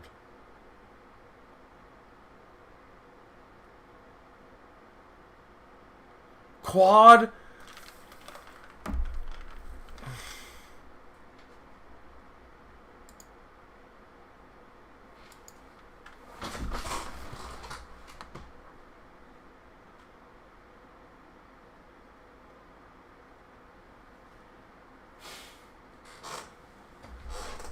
Are you fucking kidding me, chat? Back to start stack. Because we ran into fucking quads. What? And setting up all kinds of new studies, like, as we speak. What? Yeah, how it's do crazy. I get my hands on that? I think at this point you'd have to participate in a study, but it's around the corner. And then, of course, there are all these derivatives of LSD. So that's kind of the other thing that happened, is now instead of producing LSD, you make ethlad or prolad or ALD52 or some other LSD derivative, many of which are stronger, or LSZ, which is even stronger than LSD. LSZ. I don't need strength. like honestly, like when it acid is strong and it lasts all. Acid is strong. Long. I've never took a hit of acid and gone, oh, this is kind of weak. I'm always like, yeah. And like last time I did acid, I actually was like, oh, I might be too old for this, or this acid isn't that good. I couldn't figure it out, but I had like an hour of like my throat is closing up and I'm fucking, this could go south. And I broke through to the other side, but I'm not looking for strength. I'm looking for quality. The reason I'm excited that you are a connoisseur. This is the and you're a basement taters. sommelier. of psychedelics. You're a psychedelic sommelier. And the reason I'm excited to meet is because I want a poo-poo platter of the finest artisanal fucking drugs that I fucking light my fucking put lead in my pencil. I think a lot of people do. I mean, that's like, there's always, I mean, I wonder about like Jeff Bezos or like any of these people, if they have like little private labs to, I guess they're probably not even interested in that kind of thing. I don't know, because I know somebody who is trying to figure out how to maintain their privacy. I know somebody who's connected with one of the fancy tech billionaires, and they have, I don't know if it's directly through him, but they have a bunch of scientist buddies, and they have like 2CI, 2CE, 2CD, 2C3PO. They have all those ones that have like the long chemical name. They don't even have a street name yet. Yeah. And her and her friends just like, they'll be like, I wonder what this one does. And I'm like, what? I want to be hooked up like that. But for me, I'm Jewish. I have a lot of anxiety. Same. So for me tripping, I don't need to go to Neptune. I want it to be of good quality. And when I'm getting something from a rogue clandestine. I don't use the word clandestine enough. It's a good Secret. word. Yeah. Clandestine chemist. Am I saying it right? I say clandestine. Clandestine. That's too like Victorian English. I was saying kratom too. I didn't know it was kratom. That's it. It's really damned if you do, damned if you don't situation. I know, because like you don't want to be. You can't correct somebody like it's pronounced kratom. They're like, "Fuck you." Yeah, you know what I mean. It's hard. It's a Thai word. I tried to be respectful of the Thai word and Thai tradition. Pronunciation. But then it's, no, you're right. You're in the right. It's like the Moog synthesizers. Oh. It's not. It's spelled. It looks like it's Moog, but the guy's name was Dr. Robert Moog. That's how he pronounced his own last name. So, but it's hard to say people, oh no, it's Moog. Like you don't want to be that guy. So, no. Or the word, the word flaccid is pronounced flaccid correctly. Really? Yeah. Flaccid. Well, but yeah, I understand. What was I going on? I just want, you were saying you want like a good supply of drugs, which most people do. I mean, that's like one of the tragedies. Yes. Is that everyone is forced. Anyone that's using LSD is forced to use an unknown dose, because the two dosage forms, either a liquid solution or a blotter paper that's impregnated with LSD, you don't know in either case how much LSD is actually present. So no one who is taking this extraordinarily powerful psychedelic has any idea how much they're actually consuming, which sucks. Yeah, I wish, obviously, all this stuff was beyond decriminalized, legal, because then it would be regulated. I wish you could go to a chemist the same way you could go to a winemaker in Napa Valley and go, tell me about this varietal. Okay, let me have your batch from 2017. Delicious. Like, I wish it was, so I'm excited at the opportunity to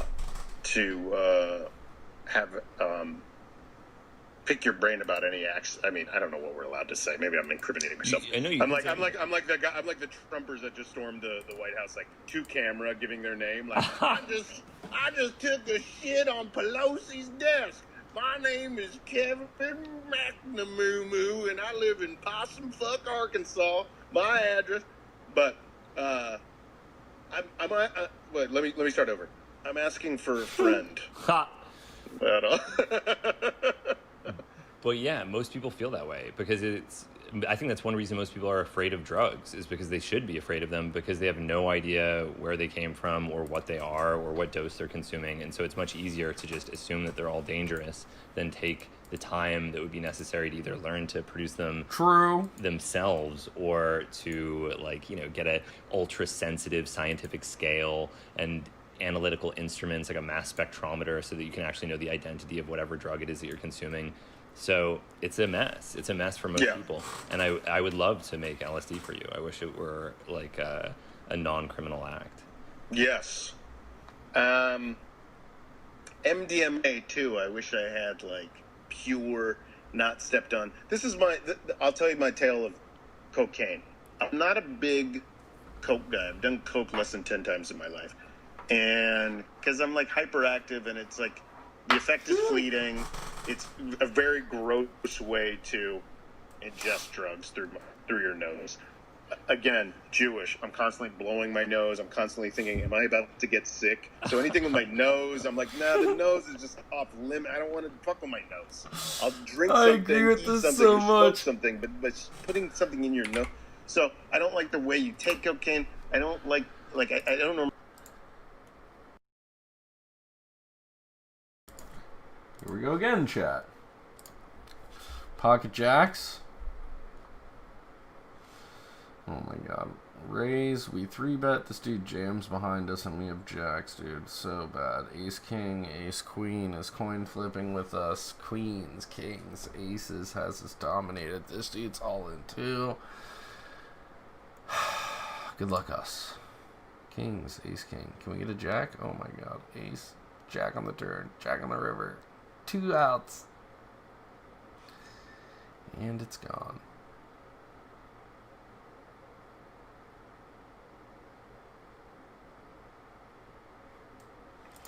I'm gonna re-enter one time, just because I'm having so much fun. I don't normally like it, and until I did cocaine in Brazil, and I felt so great that I was like, oh, all the coke I ever did in my life up until this moment was so stepped on by the time it got to the United States that I'm sure I was snorting mostly, like, who knows, baby laxatives, drywall, Tylenol, like God knows what.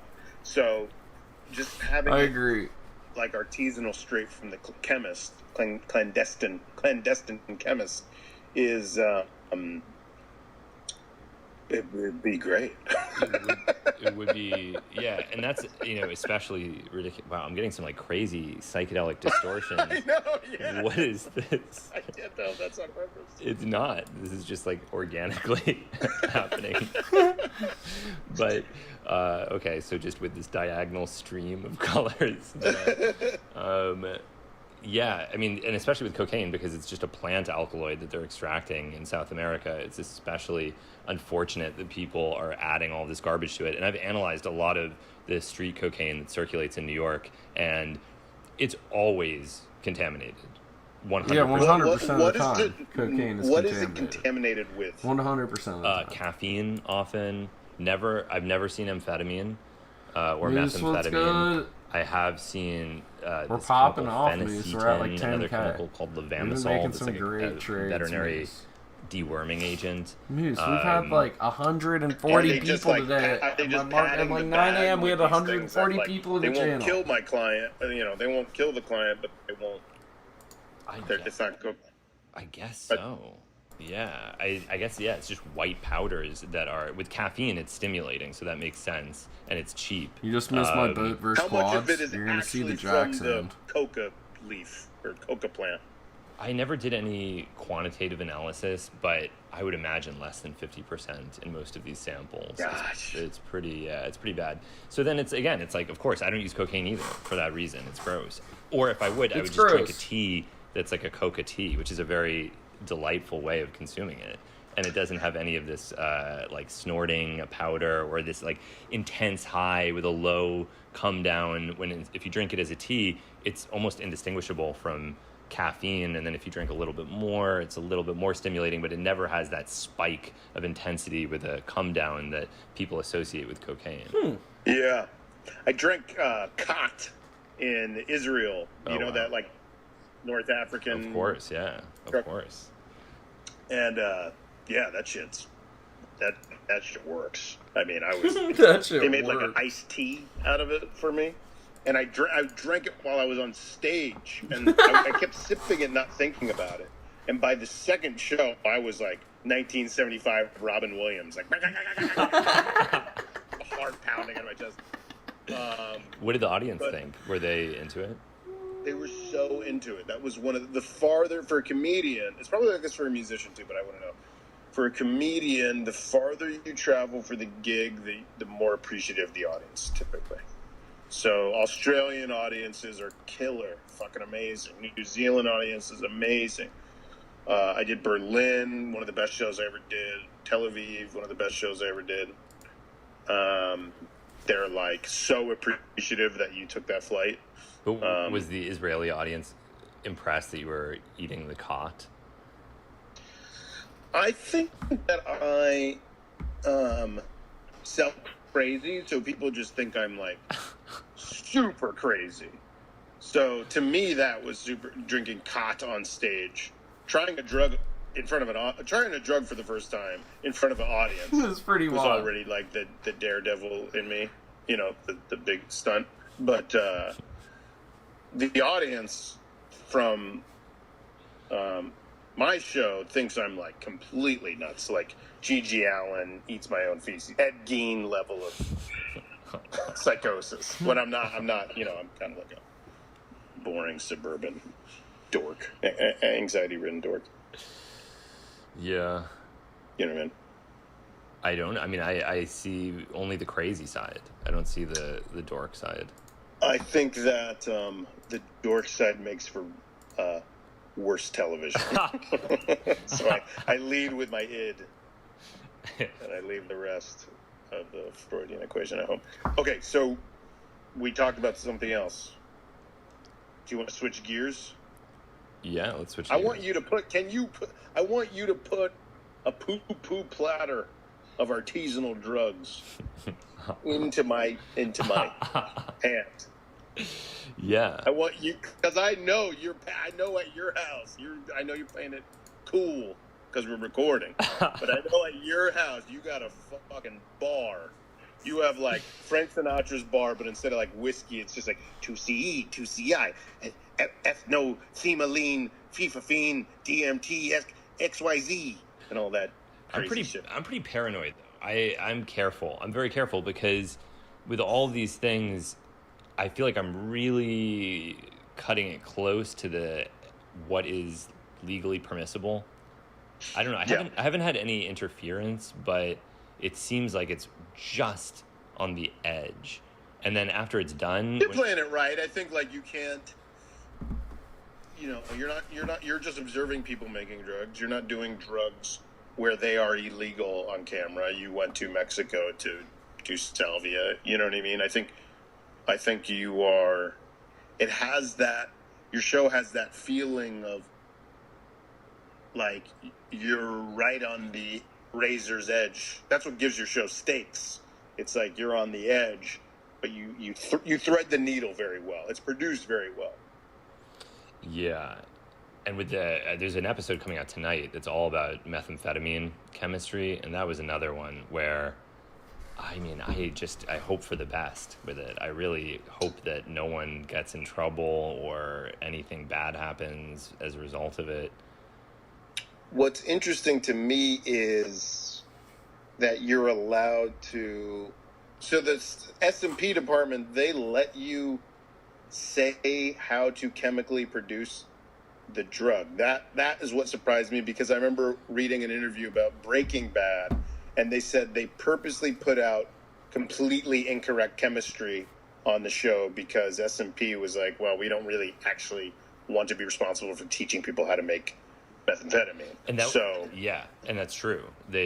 The chemistry on Breaking Bad is scrambled. It's not something that anyone could look at and learn how to make methamphetamine, although there are these little bits and pieces where they'll say phenylacetic acid or reductive amination, and that will be like synthetically relevant on some level, but you could never use it to actually inform the production of methamphetamine. And I actually thought that was like kind of interesting. And I was like interviewing the head of the American Chemical Society, who served as the science advisor for Breaking Bad. And I was like, well, what would you think if it were the other way, where the show actually showed people exactly how to make methamphetamine? And she was like, well, you'd have to ask the DEA about that. And I was like, God, what are you look at talking about? Attorney I'm asking Thank you. You Moose. No, what do you think? I appreciate it, Do you brother. think there's something wrong with that? Do you think it would be bad to do that? And she just kept saying, you're going to have to ask the DEA about that. But I think it's a valid question. Like, why can't you show people exactly how to make a drug? What is wrong with that? Why does she keep saying you have to ask the DEA about that? I think because she's just a profoundly square, fearful person who is like, who's just afraid, really afraid to even talk about it. And a lot of people are afraid to even talk about it. That's the other thing, is like the government wins. The government wins if people are just totally terrified of this stuff, and then they will enforce prohibition on their own because they think that like even owning a tiny piece of chemical glassware is going to result in the DEA breaking down their door with a battering ram or something. And there are these tragic stories where things like that happen, but for the most part, they've succeeded in making people so afraid that they don't even exercise their own freedom. Right. Yeah. That's tragic. That is some tragic shit. Yeah. So how do you get away with teaching how to actually chemically make it on the ship? Well, S&P is just like, it's cool. basically the same deal, but just on a much, like, I'm making the same argument that Breaking Bad made. It's just a much worse argument in my case, where because I'm not saying everything.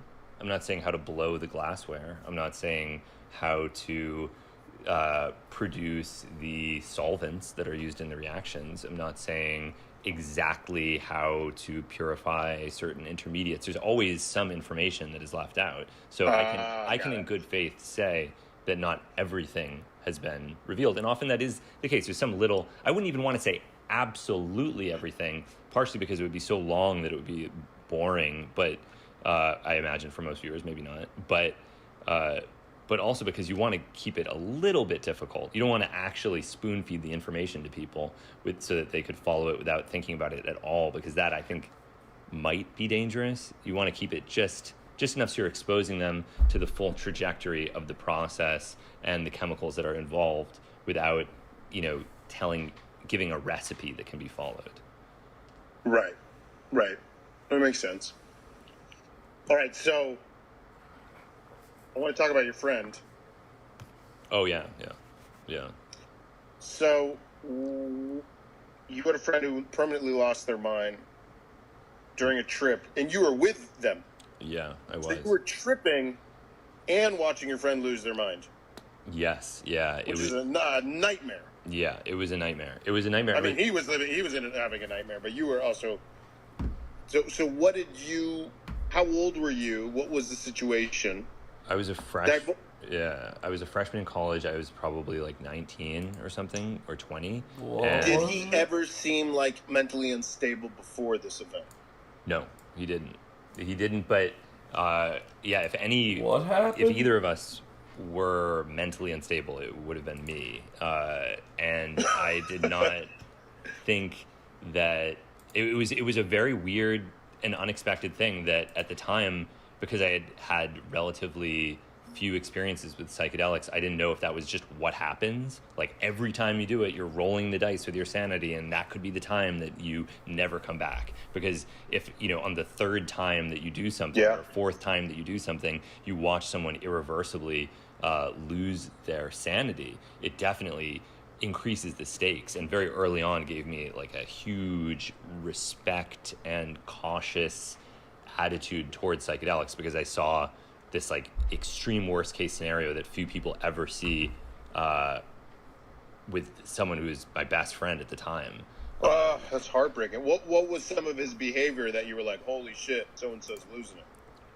Well, we both took 22 milligrams of this drug, and we were walking in Times Square, and then we went. Where did you even get your hands on that? It's at the time and to this day is not a controlled substance. So we, at that particular batch, we'd ordered from some gray market vendor in Florida. And it had been shipped. Yes. So, and it's a kissing cousin of psilocybin. Yeah, it's effective. It's like a synthetic. It's a prodrug that's converted to psilocin after it's ingested, in the same way that psilocybin is as soon as you ingest it, it's converted to this other drug, psilocin. So this is, a drug that is downstream converted to the same drug as psilocybin and is effectively indistinguishable. So it was, it wasn't this drug. Like, this drug wasn't the issue. It was, this drug it could have just as easily been mushrooms, but it happened to be this drug. And Interesting. And then go ahead. And then so we both took 22 milligrams. I was feeling it really strongly. He wasn't. Then he went into an ATM booth and he, like, for some reason snorted another 22 milligrams of it. Oh. And that was, and he told me, I didn't want to freak him out, but it was one of those moments of thinking, like, oh wow, that was a weird choice to have made. And that's gonna knock your socks off. Yeah. And then we were in the basement of a Sparrow pizza place in Times Square, and he was like, that is, by the way, nightmare setting. Nightmare sweating. I'd rather trip acid in Guantanamo Bay than a synthetic psilocybin. Sparrow's Times Square. If I was sober in the fucking Sparrow's Times Square basement, I would be like, kill me now. Like, fucking my life should be over. Yeah, it was that's a miserable fucking place to be. Yeah. So sorry to talk about this lately, but no. I mean, he's in Sparrows. Yeah, and he was like, he wasn't addicted to opioids, but he liked them, and we were kind of like talking about it, and I was like, I think that's bad. Like, I don't think you should use opioids. I think that's a bad path to go down. I think you're making a mistake doing that, which is like also like a serious, like another like level of serious discussion. And he was like, well, you're just like, you just want to be Edgar Allan Poe. You just want to be this like miserable, tortured artist who never enjoys pleasure. And I want to live a life filled with pleasure. And I was like, yeah, well, you're just Pauly Shore. You're just like the Pauly Shore if I'm the Edgar Allan Poe archetype, you're the Pauly Shore archetype, and you just want to only have fun, and it's going to cause pain if you continue. And like, which is, again, this is like a weird, I don't know that I was right in this or if this was a good thing to talk about, but so it turned into this like Edgar Allan Poe versus Pauly Shore battle. And then at some point he was like, I'm having a heart attack, I'm dying. And I was like, I don't think you are. Just like take a deep breath, you'll be fine. But then he ran away and grabbed a cop and was like, I'm dying, call an ambulance. And they called an ambulance and he was taken to Mount Sinai. And he was like, I talked to him the next day, and he was really shaken by what had happened, but he didn't immediately go. It was like that was the beginning of a multi-month descent into madness. It actually started out almost normal, like he was very different, but not necessarily in a bad way. Like he would say these things like, I've just been using all these drugs, and I've decided that like this is a bad, like I'm just done. I'm done with it for good. That was the final time that I'm doing anything like that. And I was like, yeah, I get it. Like, that was really intense. You ended up in the hospital. Like, I would probably take a break if I were you as well. But then it started to become more aggressive and vindictive and like, well, you need to stop taking drugs too, because if you're taking drugs, you're living a lie. And I'd say like, okay, well, I disagree, but like, I think it's good that you're like making, and this just kept becoming increasingly severe until he, dropped out of school and then had to live with his parents, and just like it. And then he became, I actually still talk to him all the time. I talk to him probably almost every week, but he's not doing well. And did it become like paranoia, or does he have like is schizophrenia? Is he hallucinating? Severe schizophrenia, totally disorganized thought, paranoid delusion. Talking to people that aren't there. Most of our exchanges are just him sort of like assaulting me with a barrage of like seemingly random ideas that like paranoia, paranoid kind of like delusions. Yeah, like I saw a red car drive by yesterday. I think I'm gonna kill Megan. Oh no. Well, I have a feeling was he diagnosed schizophrenic? Yes, yeah.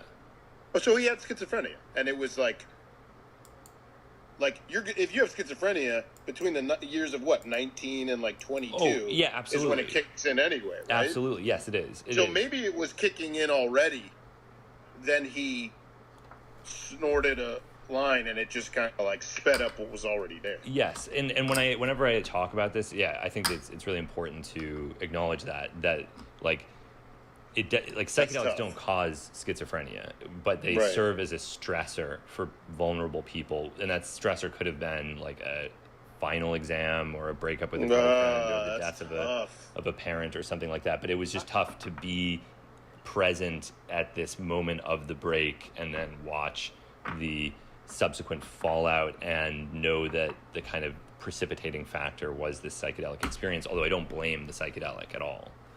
Yeah, and it's tough because I feel like me and you are on a journey to undo a century of bad journalism and fear mongering, scare story, sensationalism.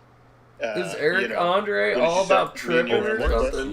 Yeah. So I'm reluctant to even bring this up because this. While it's important to talk about everything, it's important to talk about drugs responsibly. I mean, I always give the equivalent of because I think all drugs should be decriminalized. I think the war on drugs is a total waste of money, and it's totally bullshit. The only two groups that it helps are the drug cartels and the DEA. It's literally politics from the end of the opium wars in America. It's anti-Chinese immigrant, anti-opium. This is the chapter I'm at in the book, so I'm trying to regurgitate what I 5 minutes of it. But it's we're suffering from political decisions from almost 100 years ago, basically, because all drugs were legal or decriminalized until 1914, I want to say, and the war on drugs hasn't done anything. I mean, it's just a cloaked racism, right? It's just a way to arrest black people, poor people, and working class people. Oh yeah, and people buy into it so much. It's crazy. Even supposedly knowledgeable, supposedly open-minded people totally buy into it, and it's okay, well, why do you think PCP is so bad? You think PCP is bad because it's used by poor black people, not because you've ever used PCP. PCP is amazing. PCP is a great drug. It is a gift that we should all be grateful for. Well, I've never done PCP. Well, actually, there was one time in 8th grade, I think I might have smoked a Sherm-dipped joint by accident. Because it was one of the first times I ever smoked weed. I was 13. And I remember I got stoned once before. It was probably my second time getting stoned, but I remember looking around and everything was 8-bit, I was in a Nintendo game. And I just felt that's disconnected. What he gets for slow rolling you, Ace Queen. Fuck you, bitch. Crazy. And it wasn't until years later that I was I might have smoked I think they used to call them Cocoa Puffs in New York, a PCP dipped cigarette was a Cocoa Puff, or maybe that was a Coke dipped cigarette. But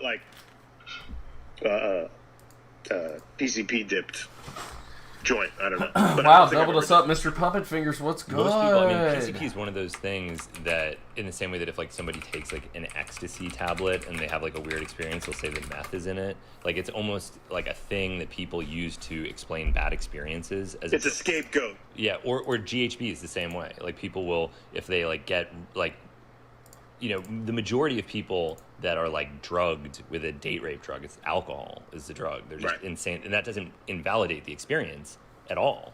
They were definitely. It just means that the drug that was used was alcohol. It was the familiar substance as opposed to some secret nefarious powder that somebody brought and sprinkled into the drink. It's and I think in many instances when people think that they smoke PCP, they're just way too stoned. Although maybe PCP is also involved in some instances, but. Yeah, PCP just became the explanation for bad experiences. If you have a bad experience, it's because of PCP. Wow, we get the double up. I mean, that guy cutting his dick off and jumping out the window did not sell it for me. I'm going to be honest with you. Right. But maybe he just maybe that was good. Maybe that was maybe for that guy, he had to cut off his penis. Some people do. Some people Then I do. was like, I don't know. I'm running off the PCP store anytime soon. Yeah. Well, and then But, of course Big Lurch eating. I've done ketamine. I've done a dissociative. So Yeah. I guess it's similar. I asked Steve-O actually recently. I go, what is PCP? He goes, it's just like, it's like a dirty, it's just like dirty street ketamine. But I used to go to New York and I smoked so much PCP, man. He goes, it's fucking awesome. I loved it when I was doing drugs. I fucking loved PCP. He was like, he's like, I just love disassociatives. I think they're so fun. Jesus. So he was a big. It was funny that he popped up because I was like, right before he popped up on that episode, I was like, he should be in this episode, and then it was like, Yeah. my prayers were answered. Yeah, he made that whole crazy movie, PCP Saved My Life. Which is like, I didn't know that he made that. Yeah. So he's like a very rare instance of an outspoken PCP advocate. But like the main reason that people hate PCP is because it's the drug that poor people use, and that none of their friends use it, and so it's easy to say that that's the bad drug, that's the crazy drug, but it's not. Right. It is like a ketamine that's used by poor people that has like a very similar effect. Same thing with meth. It's like meth is pretty much indistinguishable from Adderall. I was going to say, like rich kids and suburban kids are eating Adderall all day, every day at school. Yeah. And I go, please tell me the difference between this and any amphetamine. It's an amphetamine. Yeah, it is amphetamine, and yeah, it's amphetamine. Yeah. So and I've done Adderall before, where I'm like, they're giving this to fucking children. I'm out of my fucking mind right now. I'm higher than any Molly I've ever taken, ecstasy, and it wasn't even like a heroic dose. It was like a 30 milligram Vyvanse or something. But I was so. I mean, Chris Rock has the perfect joke where the government doesn't want you to use your drugs. The government wants you to use their drugs. You know what I mean? Oh yeah, of course, and that is the truth, and that's just the way it goes. Yeah, people, and what really worries me is when people in the drug community then start their own like little mini prohibition thing where they're like, okay, ketamine is good, but PCP is bad. Or it's like, no, legalize everything. Seriously. That is the way. Like, as soon as you start making these distinctions between like the drugs that are good and the drugs that are bad, you just recreate some stupid version of prohibition where you find a reason to discriminate against people because of their pharmacological choices. Right. Yeah. I can't wait for you to read You Will Die. I think it's my copy just came today. Oh, no way. Yeah. What is the book that you recommended for me? P-Call and T-Call. Okay, what is P-Call and T-Call? These are, like, you will not be disappointed. They're works of fiction, right?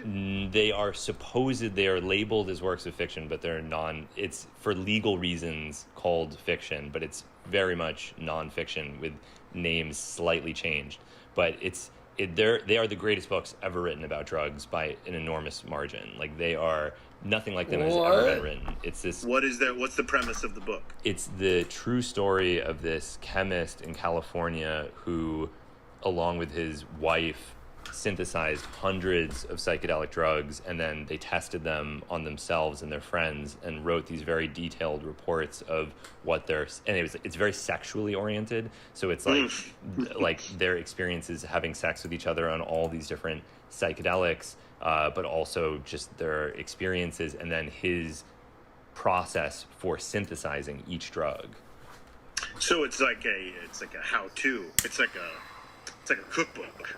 There's really nothing like it. It's like a really weird, gigantic, sprawling story about the history and pharmacology and chemistry of psychedelics that also includes this very scientifically rigorous information that is totally real. Like, I have tested many of these syntheses myself, and they are real and work. And so it's extensive. It's thorough. It's extremely thorough. Yeah, and that was his whole. So it's like your Bible. It's your manual. And that was his whole thing. Was like, because he was in a similar situation where a lot of people were asking him for a drug platter, and he thought, okay, I'm only one man. I can't make a drug platter for everyone, but if I write this book that tells everyone how to do it, maybe a few people can do it on their own, and it worked. So his whole thing was don't supply drugs, supply information on how to make drugs, and then the change will follow and people will. So that was, and it worked really well for him. Like, nothing seems more intimidating to me than an attempt at chemistry. Like, I can't even make a fucking sandwich without, like, burning and scalding my hand, and like I could just see me burning my house down attempting to follow any chemistry recipe. Yeah, and I whenever I interview like cops for the show, they always have like amazing archives of photos of people that have like disfigured themselves in some way, and it's I mean it's definitely not something to. I feel conflicted about it because on one hand I do think people should play around and learn these things because it's the only way that you'll ever get interested in chemistry, but you also have to acknowledge the reality that I feel like AMC totally, theaters might be next, dude. Incautious and irresponsible, that horrible things can happen. Like there was one guy that was making it in a fire extinguisher that he had wedged between his legs and it had blown up. No. That was bad. Oh my god. Did he live? Did he just blow his dick off? Or? I think it was just a lot of damage to the... what was he making in a fire extinguisher? Meth. Yeah, I think that's a good observation. It's a classism in drug reporting. It's like PCP bad, ketamine therapeutic, methamphetamine or meth bad, Adderall therapeutic. If like suburban or rich people do it, therapeutic. If poor people do it, bad in most American news. Jesus. Yeah, so it's class, and then it's also just like journalists and public figures have all of this influence where like some guy will just decide, all right, we're going to call GHB the date rape drug. That's that. Right. And then it can never, it's like not an easy reputation to shake. Like no one wants to be the person that steps out and says, hey guys, like I know you heard this stuff was a date rape drug, but it's actually just like alcohol, and its reputation is undeserved. And yeah, I don't know about that. People literally use it to date rape. Drugs get the bad rap. Pleasure. But I also think, gosh, we got to do like a 3-parter of this, because I'm like, where to begin? It goes deep. It goes deep. It goes deep. I have so many questions. I feel like I'm having a traffic jam in my brain. I also promised my girlfriend I would eat dinner at 5 o'clock. Okay, well, so that's, I'm looking at the clock and I'm going, fuck that. I want to get in like.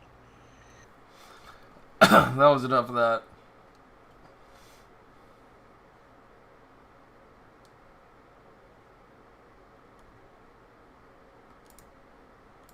So, apparently, someone found a critical flaw in...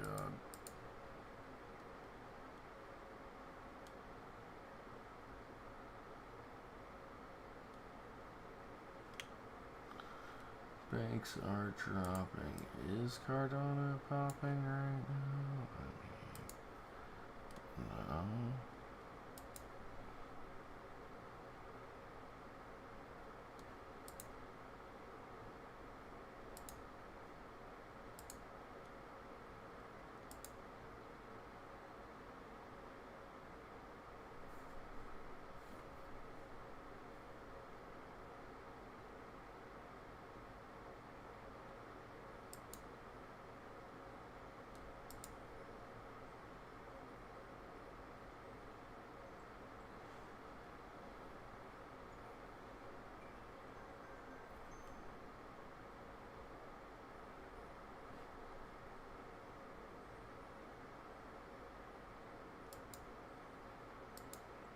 Hey guys, welcome to Blonity Daily. First, my little disclaimer, this is no financial advice. Into it, yeah, a little bit. They're asking me different... We drove the same fucking wedge. Nobody knows what's gonna happen.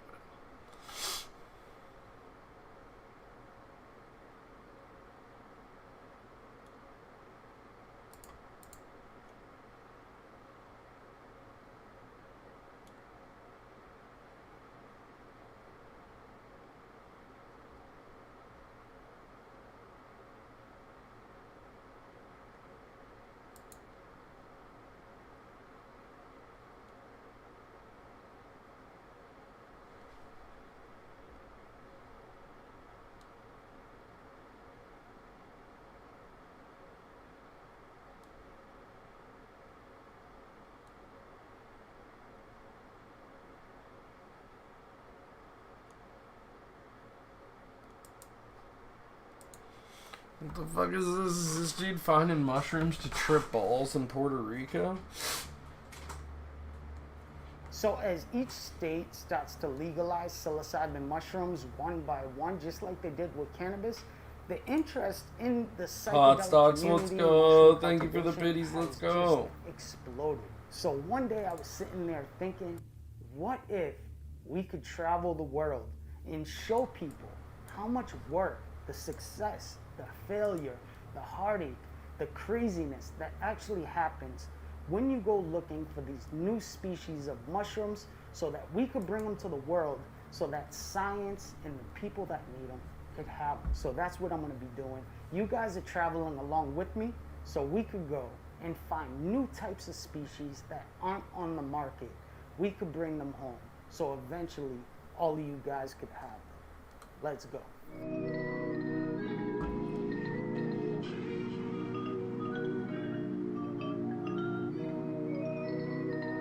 Crystals falling from the sky, it was a starry night when I freed my mind. How can you deny that I tell a lie? Let me free your How do I message Willie's World, yo?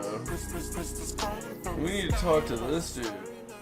When I first got into psychedelics and the psychedelic community in mycology, it was very taboo. It wasn't spoken aloud. You know, there was a few websites where you could network with people, share information, you know, buy certain materials and products you need, but it was considered a criminal act. So it was on the low. Not many people spoke about it out loud, you know. It wasn't on social media or socially accepted how it is now. But with the advancement of medicine and us just pretty much as a human race, we have just started to discover the possibilities of psychedelics, whether that's curing anxiety, PTSD, you know, or helping people overcome certain things and start to live a fulfilling life. You know, there's so many medicinal and psychological benefits to these substances that have been overlooked for so long simply because of the war on drugs. But the good part is society is starting to Okay, let's understand fucking the get benefits, there. and it's becoming more and more negative. He wrote an article in 1997 and at the gate, and I'm still at home sleeping.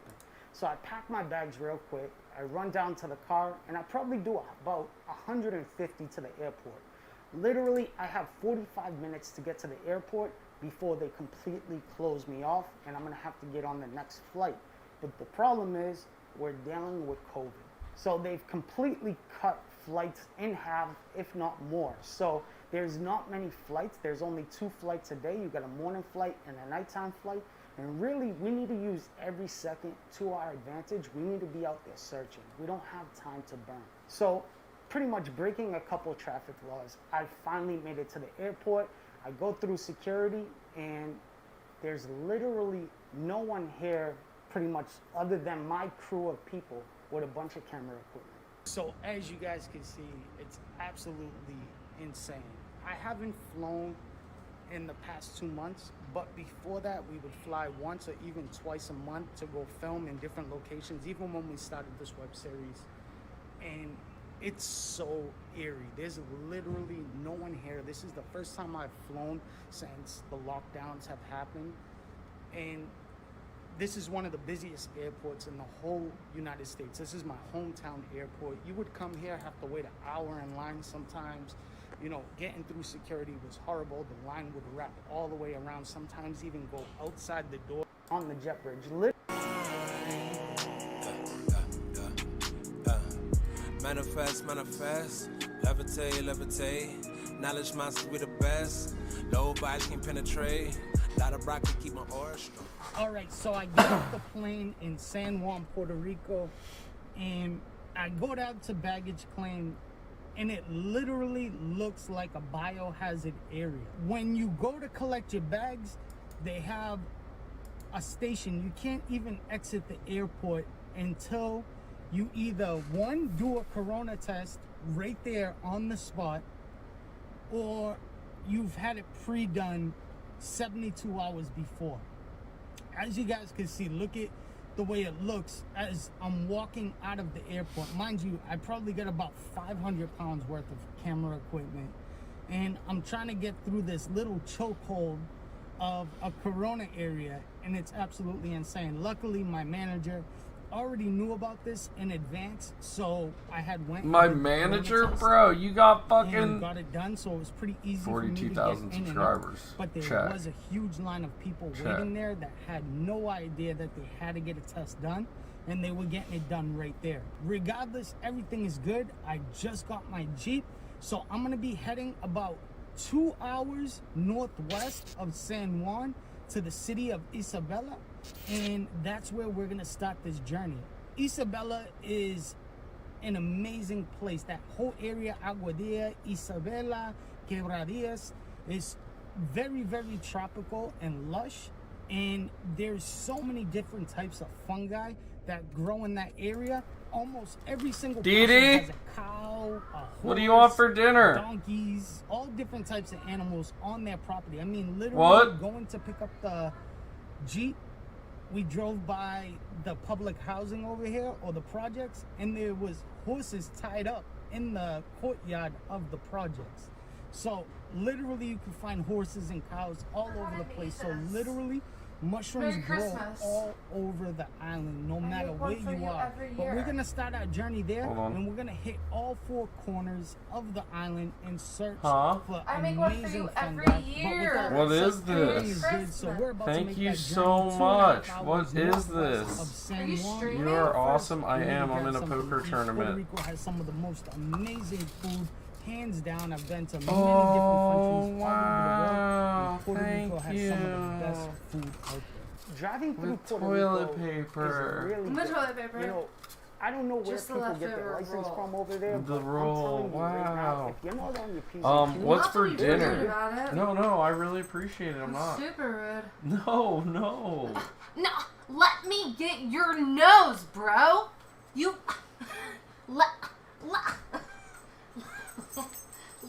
let me get your nose.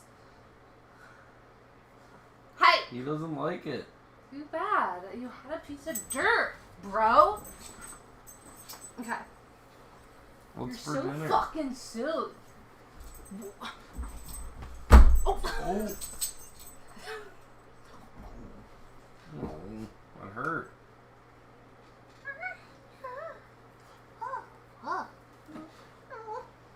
Okay, what's for dinner? What are you ordering us? What? What are you ordering us? What would you like? Oof. Will you stop shaking your Seriously, head? calm down there, Melissa. Bro.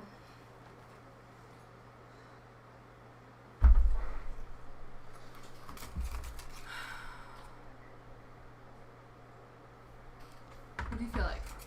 What do you feel like?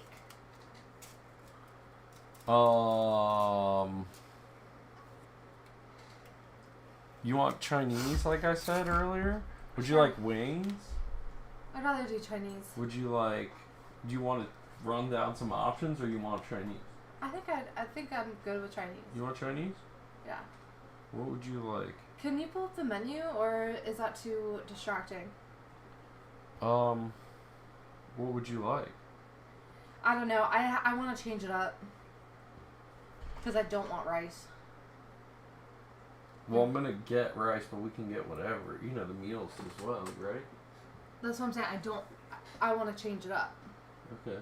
You know what I mean? Yeah. You tell me what sounds good. I'm interested to switch it up. You know what I'm saying, girl? Bro. Wait, I don't get any? Nah. Wait, what? I don't get any? Nah, bro. None of it?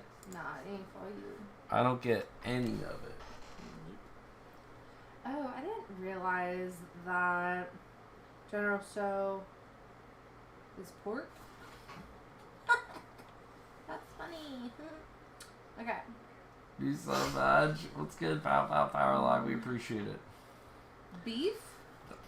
What type of beef? We're gonna get some broccoli beef.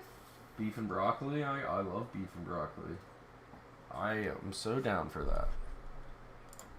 Beef and broccoli. We could do pepper and onions steak. I mean, I'm down. I'm down for that. It's like a little bit more blandish. Oh, is it? Yeah. I mean, Oh. it's good. Guac word. Okay. No guac Chinese stuff. What are you talking about here? I do want a soup. Wonton? Yeah, I want a wonton soup for sure. Like a large. Wonton soup? Yeah. Honestly, I could be totally cool with just getting like a large wonton soup and a couple egg rolls, to be honest with you. That's all you want. Hold on, I'm not done.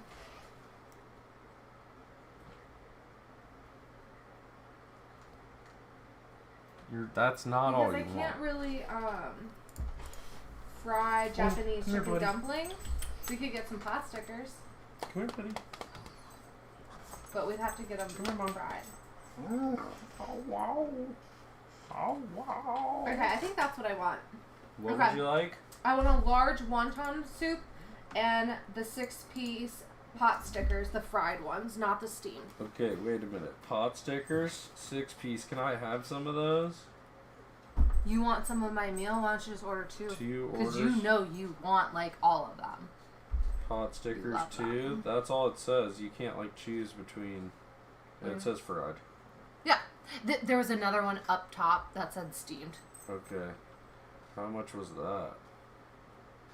That was like $10. I'm just trying not to go too crazy here. Alright, so then we want a large. We want egg rolls. How many egg rolls would you like? I don't want any egg rolls. No egg roll. Maybe get 2. I'll have a bite of yours or something, you know what I mean? Yeah. And then a large wonton soups.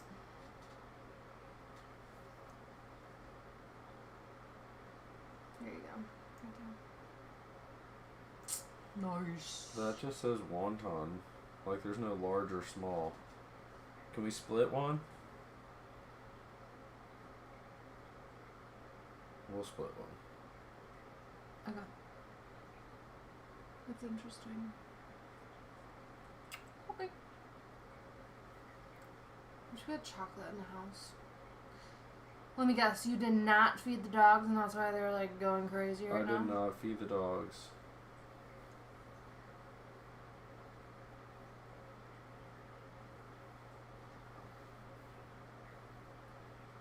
Thank you. I love you.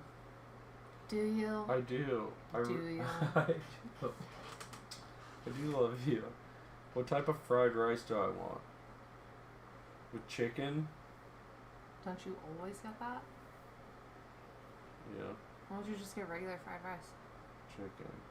Add extra egg? Ew, is that a thing? What? Is that a thing? Yeah, you don't like egg up in there? Oh, I meant to text you about my hard-boiled eggs. What about hard-boiled eggs? Sitting in the fucking sink upstairs. Wow, we're ordering $31 in Chinese food right now. $40 in Chinese food. This is a $40 order. Do you want me to go pick it up? Do you know where this place is to call? What is that? China Chef restaurant? No, I don't know what that is.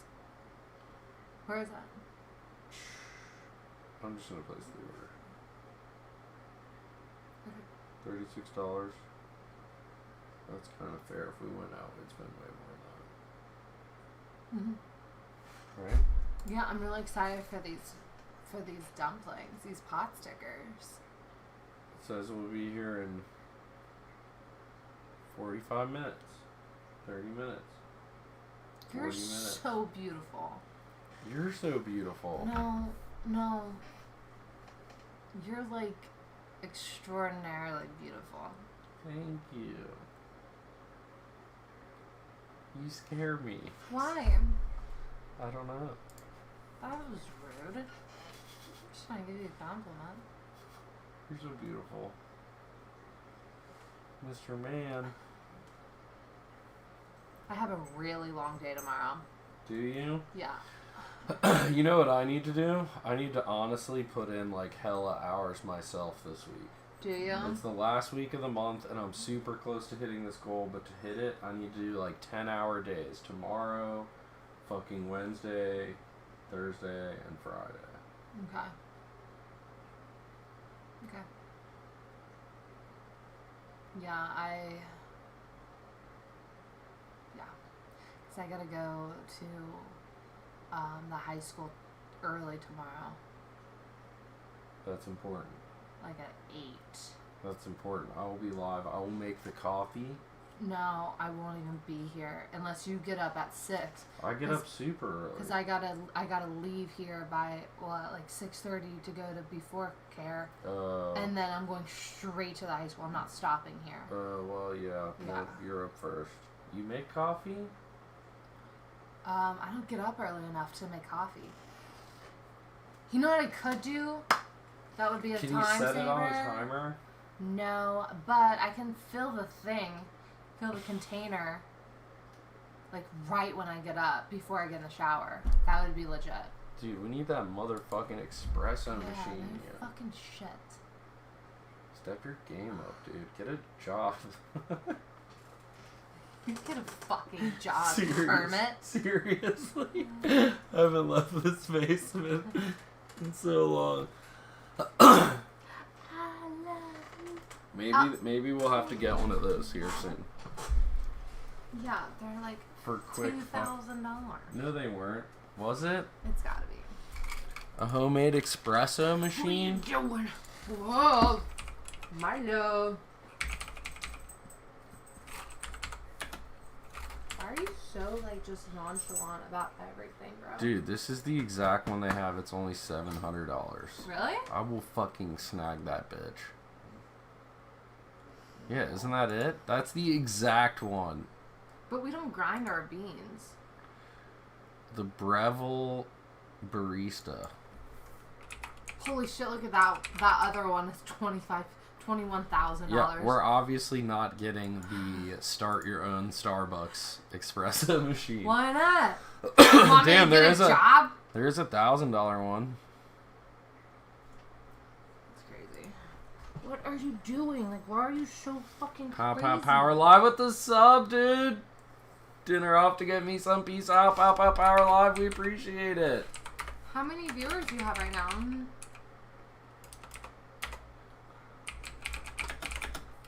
I find the chicken wings from Chinese spots are always underrated. Really? So yeah, the chicken wings are not the greatest in the world. Or you mean underrated? Like they're better than people say? Yeah.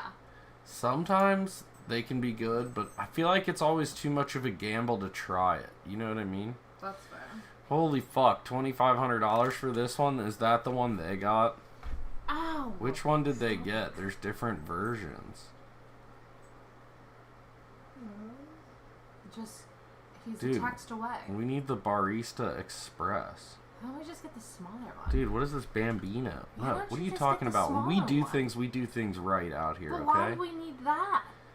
Because then we're going to do a YouTube review video on it anyway. Then we can write it off. See? See?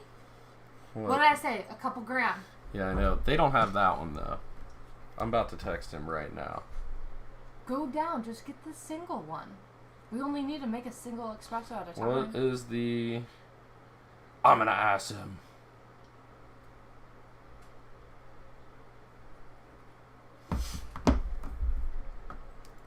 Yeah, like, we're not making all of... We're not out here, like, cranking fucking hella espresso. I don't even know what any of that means. Yeah, I don't know what... I feel like they do have all that, though. Probably. Do they have that piece? Yeah, he's fucking loaded. Of course he's got What all about that. this one?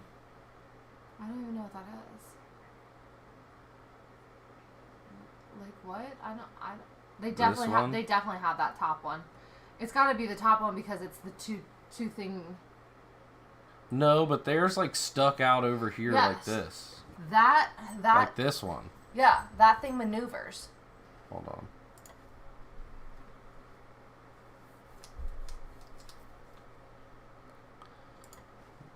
Okay. Oh my god, Jesus. Pocket Kings, bro, you fucked up. Oh, not yet.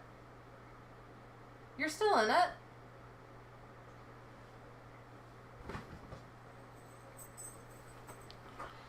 God, do I just 3-bet him here? Does he have the ace? He's raising in position. Let's trap all the bluffs.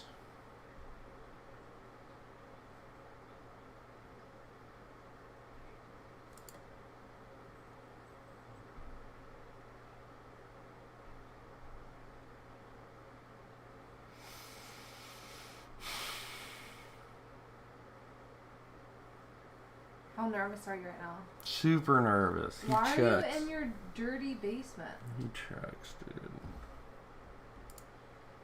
Because that's just the background I have on the...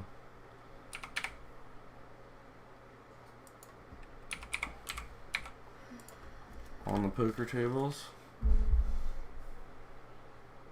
You can't do a straight. Woo! Yeah, baby. Okay. Okay. See how much luck I bring you? Winner! Generous Greg, what's good? I bring you so We're on a much delay today. Delay. Wait. D. There you go. I wonder if they have this one. The Pro? This is Pro what they have. The Pro. I mean, dude, you don't need more than that, do you?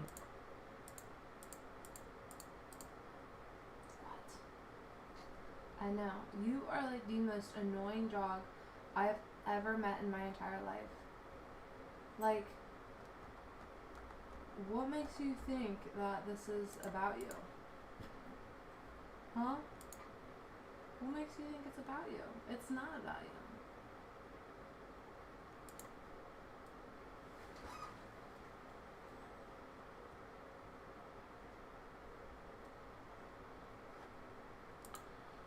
I really want one of these.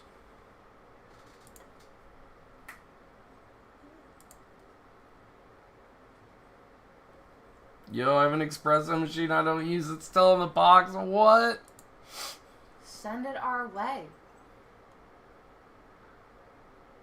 Wait, why doesn't he use it? Oh, see, that's a double one too. Why don't you just These get don't that? have the grinders. That's cool. Why do we need the grinders? We gotta grind the beans. Oh. Can you just get it from the can? Or is it just not the same? You don't do that. That was a sin. Yeah, you don't. That's... How dare I? Yeah. Wow. How fucking dare I? Super rookie. So what the fuck is the difference between that top one and that one below? I don't know. Like, what's the difference?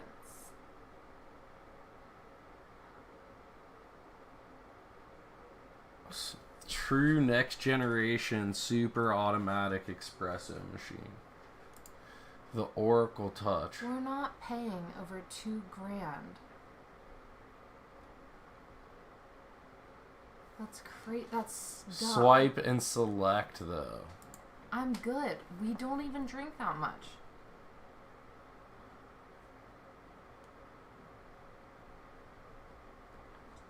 Already be doing it all though.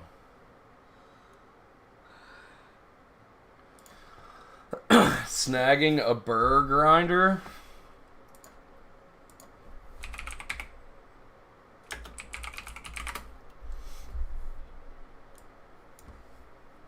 Oh, is that like something that Taylor has? Remember when he showed us that? So that comes attached to their thing. Yeah. No, Taylor's is just a cheaper coffee grinder. He didn't have one of these, did he? No. He just had the cheap push Yeah. top. Yeah, yeah. Interesting. Alright, well, I'm going to throw this away because it's just going to be trash down here. Yeah. That will sit here forever. Yes. Okay. Alright. We want the barista touch. For I don't dinner think his time? was touch. I don't think his was touch. His had buttons. I think they got this one. The Barista Express or the Barista Pro. How much is that one? Oh, the 900. Yeah. Looks about right.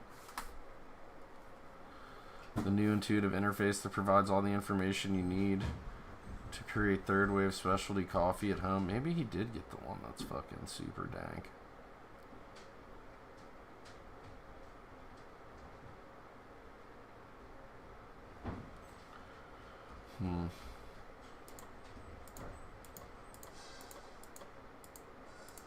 Black? Blue? Do they have a green one? Oh, they got video?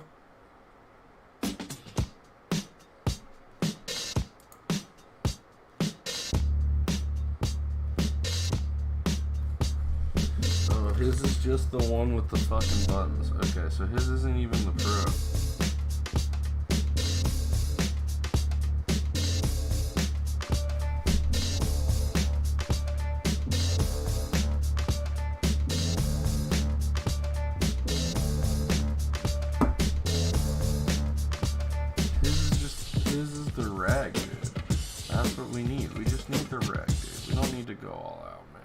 Need this one right here, man. Right here, dude. Quick little $700, dude. Tell me about it.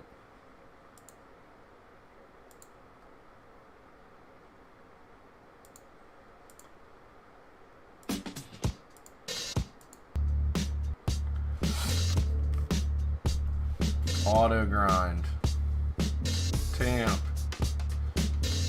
What the hell's Razor?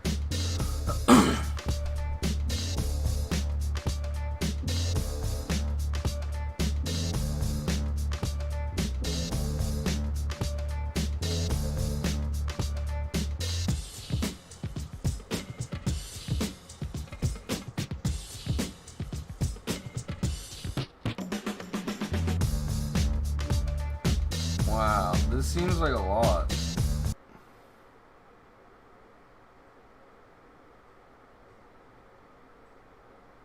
Should have 3-bet pre-flop with the kings there.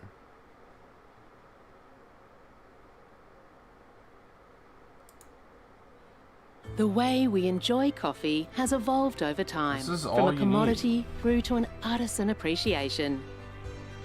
The ultimate taste experience is third wave specialty coffee. Once you try it, you'll never compromise on taste again.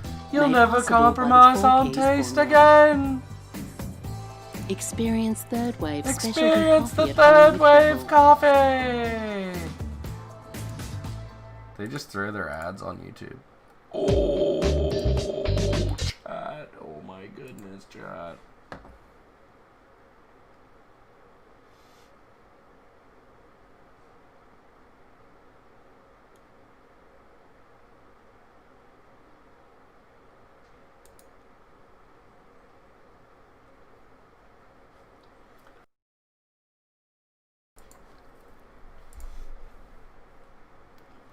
Oh my god, another fucking queen, dude. Why me, dude?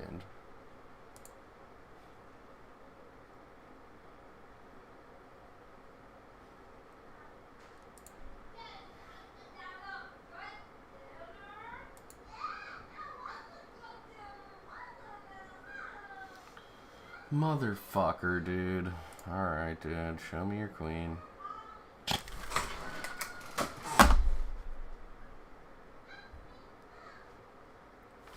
A set of threes, he flopped a set of fucking threes, dude.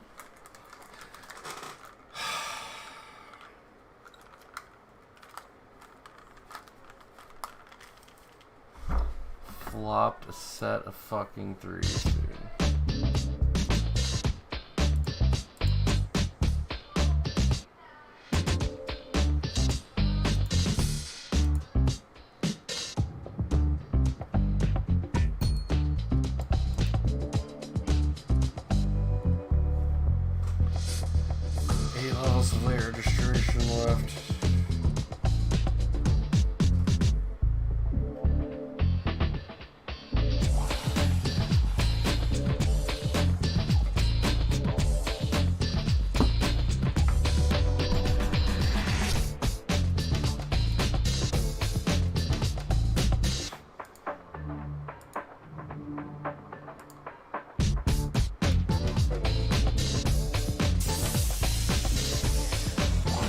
Back to the dude fucking on mushrooms. Jesus. Either people drive too slow or they drive too fast. And I think every turn signal on every car on the island is broken.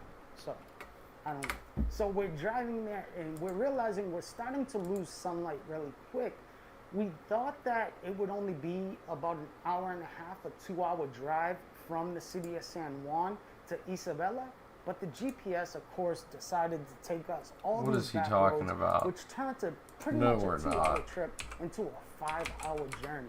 Between stopping for supplies and No, food we're and stuff not. like that, pretty much we didn't get there until the Huh? middle of the night. So we completely lost the sun for today, but that's fine. We're all exhausted. We need some sleep. We've been traveling for a long time between the plane ride, the car ride, stopping to get supplies. All of us are extremely tired. No So what way. we're gonna do is we're just gonna get some rest. We're gonna wake up tomorrow and we're gonna hit it hard. We're gonna get going. We're gonna cover all 4 corners of this island and find any and all types of fungi Puerto Rico has to offer. So literally, I take a shower, I hop in bed, and I feel like I just closed my eyes, and all of a sudden, everything goes ballistic.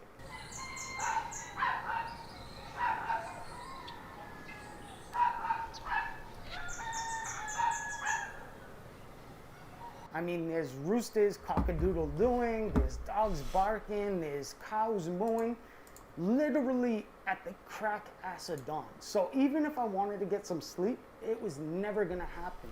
And surprisingly enough, roosters don't just make noise when the sun comes up.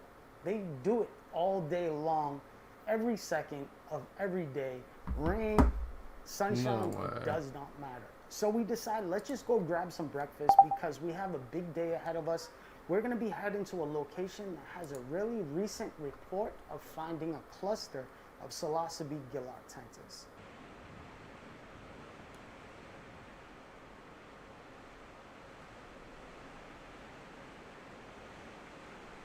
If you guys are looking for mushrooms, especially out here, you want to do it No nice and way. early before the sun comes up, because once the sun comes up, it gets a lot harder to find fungi, but also on top of that, it also becomes extremely uncomfortable. You know, you're gonna get sunburned, you're gonna be hot, so make sure you have plenty of water with you. Make sure you stay hydrated because you can get dehydrated really, really fast. Sometimes it can take hours before you find a single mushroom. You know, you just gotta keep looking, keep what your is eyes to the happening? ground, and know where to look. Know their habitat, know where you should be looking so you can find the right mushroom. Look at how amazing this is right here. We're walking into this tunnel that's gonna bring us to the other side right now. And once we get to the other side, there's some more trails that we're gonna go down.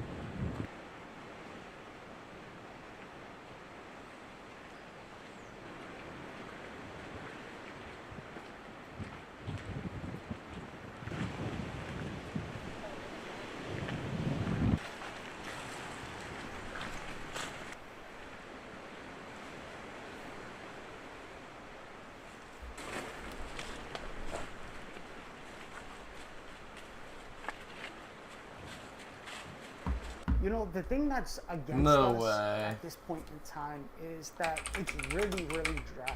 They haven't gotten any rain in a few days, which completely hurts you when you're going to look for mushrooms. The best time to look for mushrooms is right after it rains, the day after, because that's when they're all going to be up. You have to remember, mushrooms are a big percentage of water, of moisture.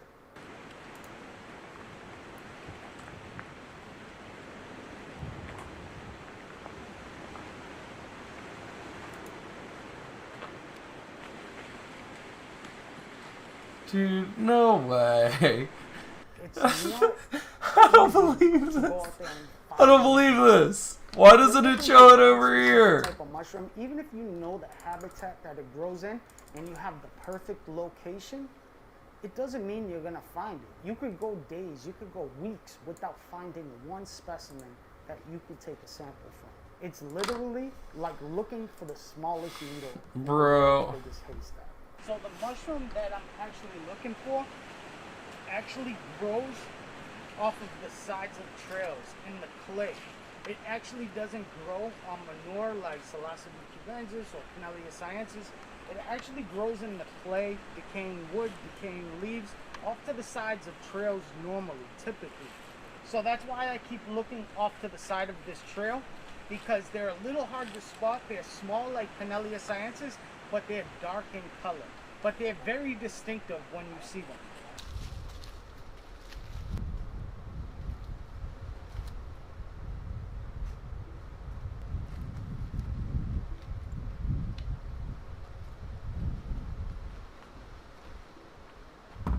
Dude, this has got to be a fluke. There's no way I just got rich overnight in some fucking Bitcoin mining penny stock. I swear I'm not gonna give up. The Psilocybe guajatensis is the main reason why I came to this island. I really want to find this mushroom. Just one mushroom. Also gonna be looking for some Psilocybe cubensis and Pinellia sciensis and some cow pastures, but I really want to find this mushroom. Ooh. And this is why you need to be extremely careful. This was just a really cool location. I mean, there was a ton of really cool wildlife, lizards and turtles. Alright, Willie, shut the fuck up. This is just out of control right now. There's no way, dude.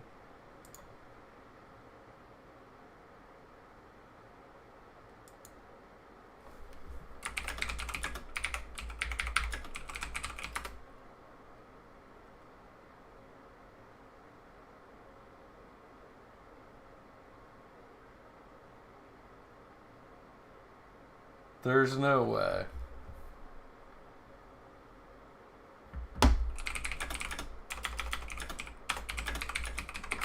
There's no way.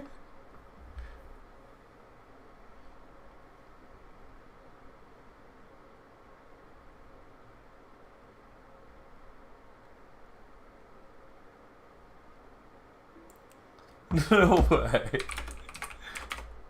No way is this real.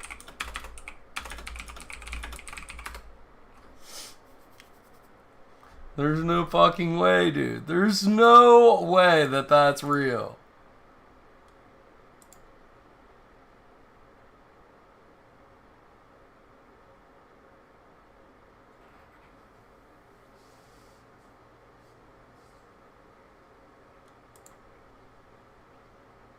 That it was a bit stressful. Super lucky.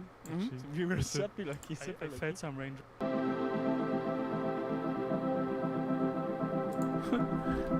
I can't sell for that.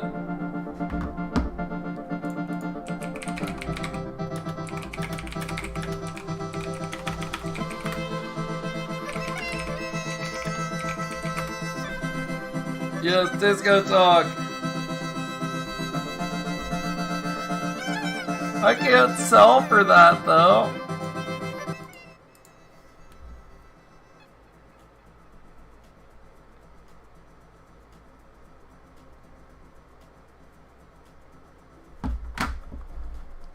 What is going on right here? There's no fucking way that this is legit.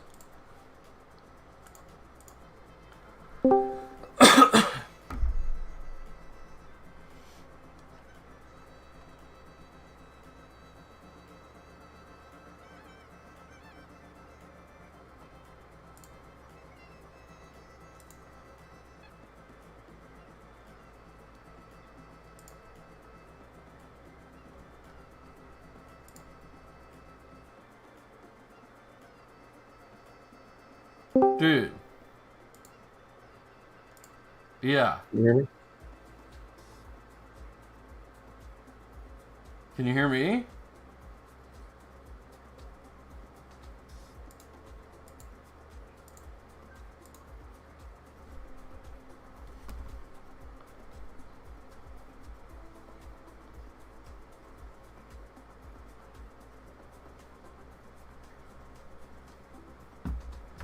This can't be real, dude.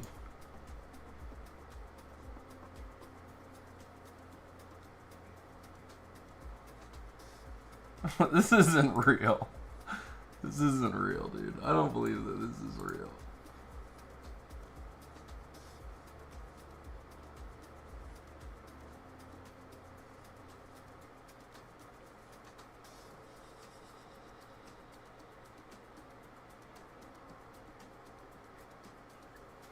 That guy's YouTube? I don't know. Some mushroom hunter in PR, I don't know. I wasn't even paying attention because this, for some reason, means I'm rich right now.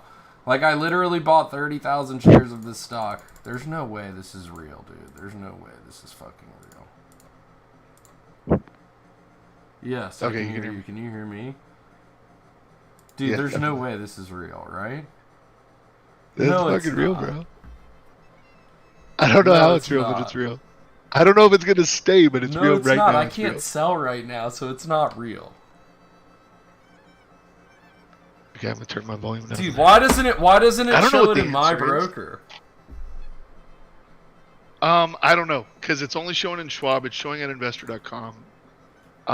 So there's a chat going on in investor.com, kind of like how StockTwits and Wall Street Bets is, so maybe they can get some detail from that. Like, I just got told by my boss. No way, dude.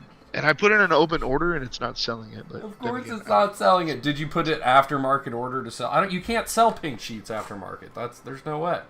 There's no way. Dude, I don't know. I don't... Okay, cool. What the fuck, dude? If this is real, dude, I just got rich overnight. Like, are you kidding me? It's not the price. Look, I was excited for a few seconds, but sorry to burst the bubble. I have that off lottery high till I see the whole 10-to-1 reverse split is in the process. Oh my god. A reverse split? Yeah. Oh. Why'd you burst my bubble so quick? That's what people are saying on fucking, that's what people are saying. Oh my god. Yeah. A reverse split? How do you do it? I've never even heard of that. Is that real? Yeah. That's what happens when stocks fucking suck. So I'm going the reverse. Yeah. That's cool too. Fuck! Alright. So now I only have 3,000 shares, but it'll be worth 64 cents.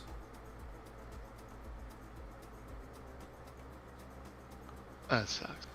Is it a glitch? Notorious nonsense. Ever is this real? What the fuck? Any news? I hope this is real. Google Ameritrade. What the fuck is going on? I don't know. I just read that literally off StockTwits. So I don't even fucking know if that's legit or not. But I don't even know why my brokerage would be like, oh yeah, you're up. Because it'll edit the amount of shares overnight, probably.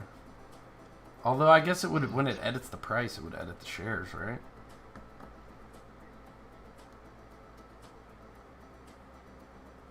I don't know. I guess like the thing to do is to have an odd number of stock shares. That way they can't really like divide it by. It's weird that that's not in the news or anything. Like, wouldn't that say news somewhere? At first, because it was at like an exact 10-to-1, I thought it was just like a clerical error, like the decimal point was wrong. Now my boss hit me. I was like, "Dude, check out this." There's no way I I don't believe I wake up tomorrow wealthy. There's no way I wake up $20,000 richer tomorrow. There's just no way. Dee Dee, the food's here. Yep. What'd you guys order? Nice. Yep. All right. Well, I guess I'm about to go eat some dinner. Were you? Are you on delay? I'm on delay. Were you watching? Poker, but yeah, you were playing poker out anyway. So. So there's that. Word. Well, hopefully we'll see you in the morning. It's about to be super hype. Hell yeah! What time are you coming on? Early as fuck if this is legit. 5 a.m. We're gonna wake up and have like 2.5 hours to speculate before the market even opens. See you, brother. All right, man. Have a great night. Alright, guys, we're gonna get out of here. We appreciate everybody watching. We got these pocket fives. Here's where we get it in right here. Blind versus blind. Let it happen. What? Yeah.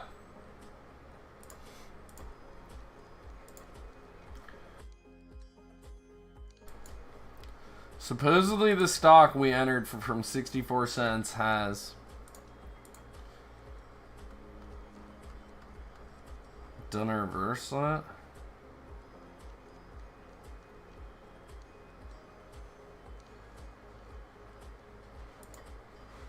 There's no way.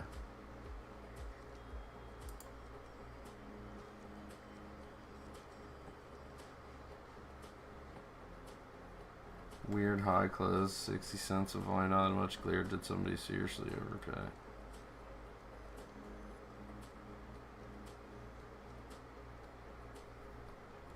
Am I eating steak or ramen tonight? That's all I need to know. Oh my god.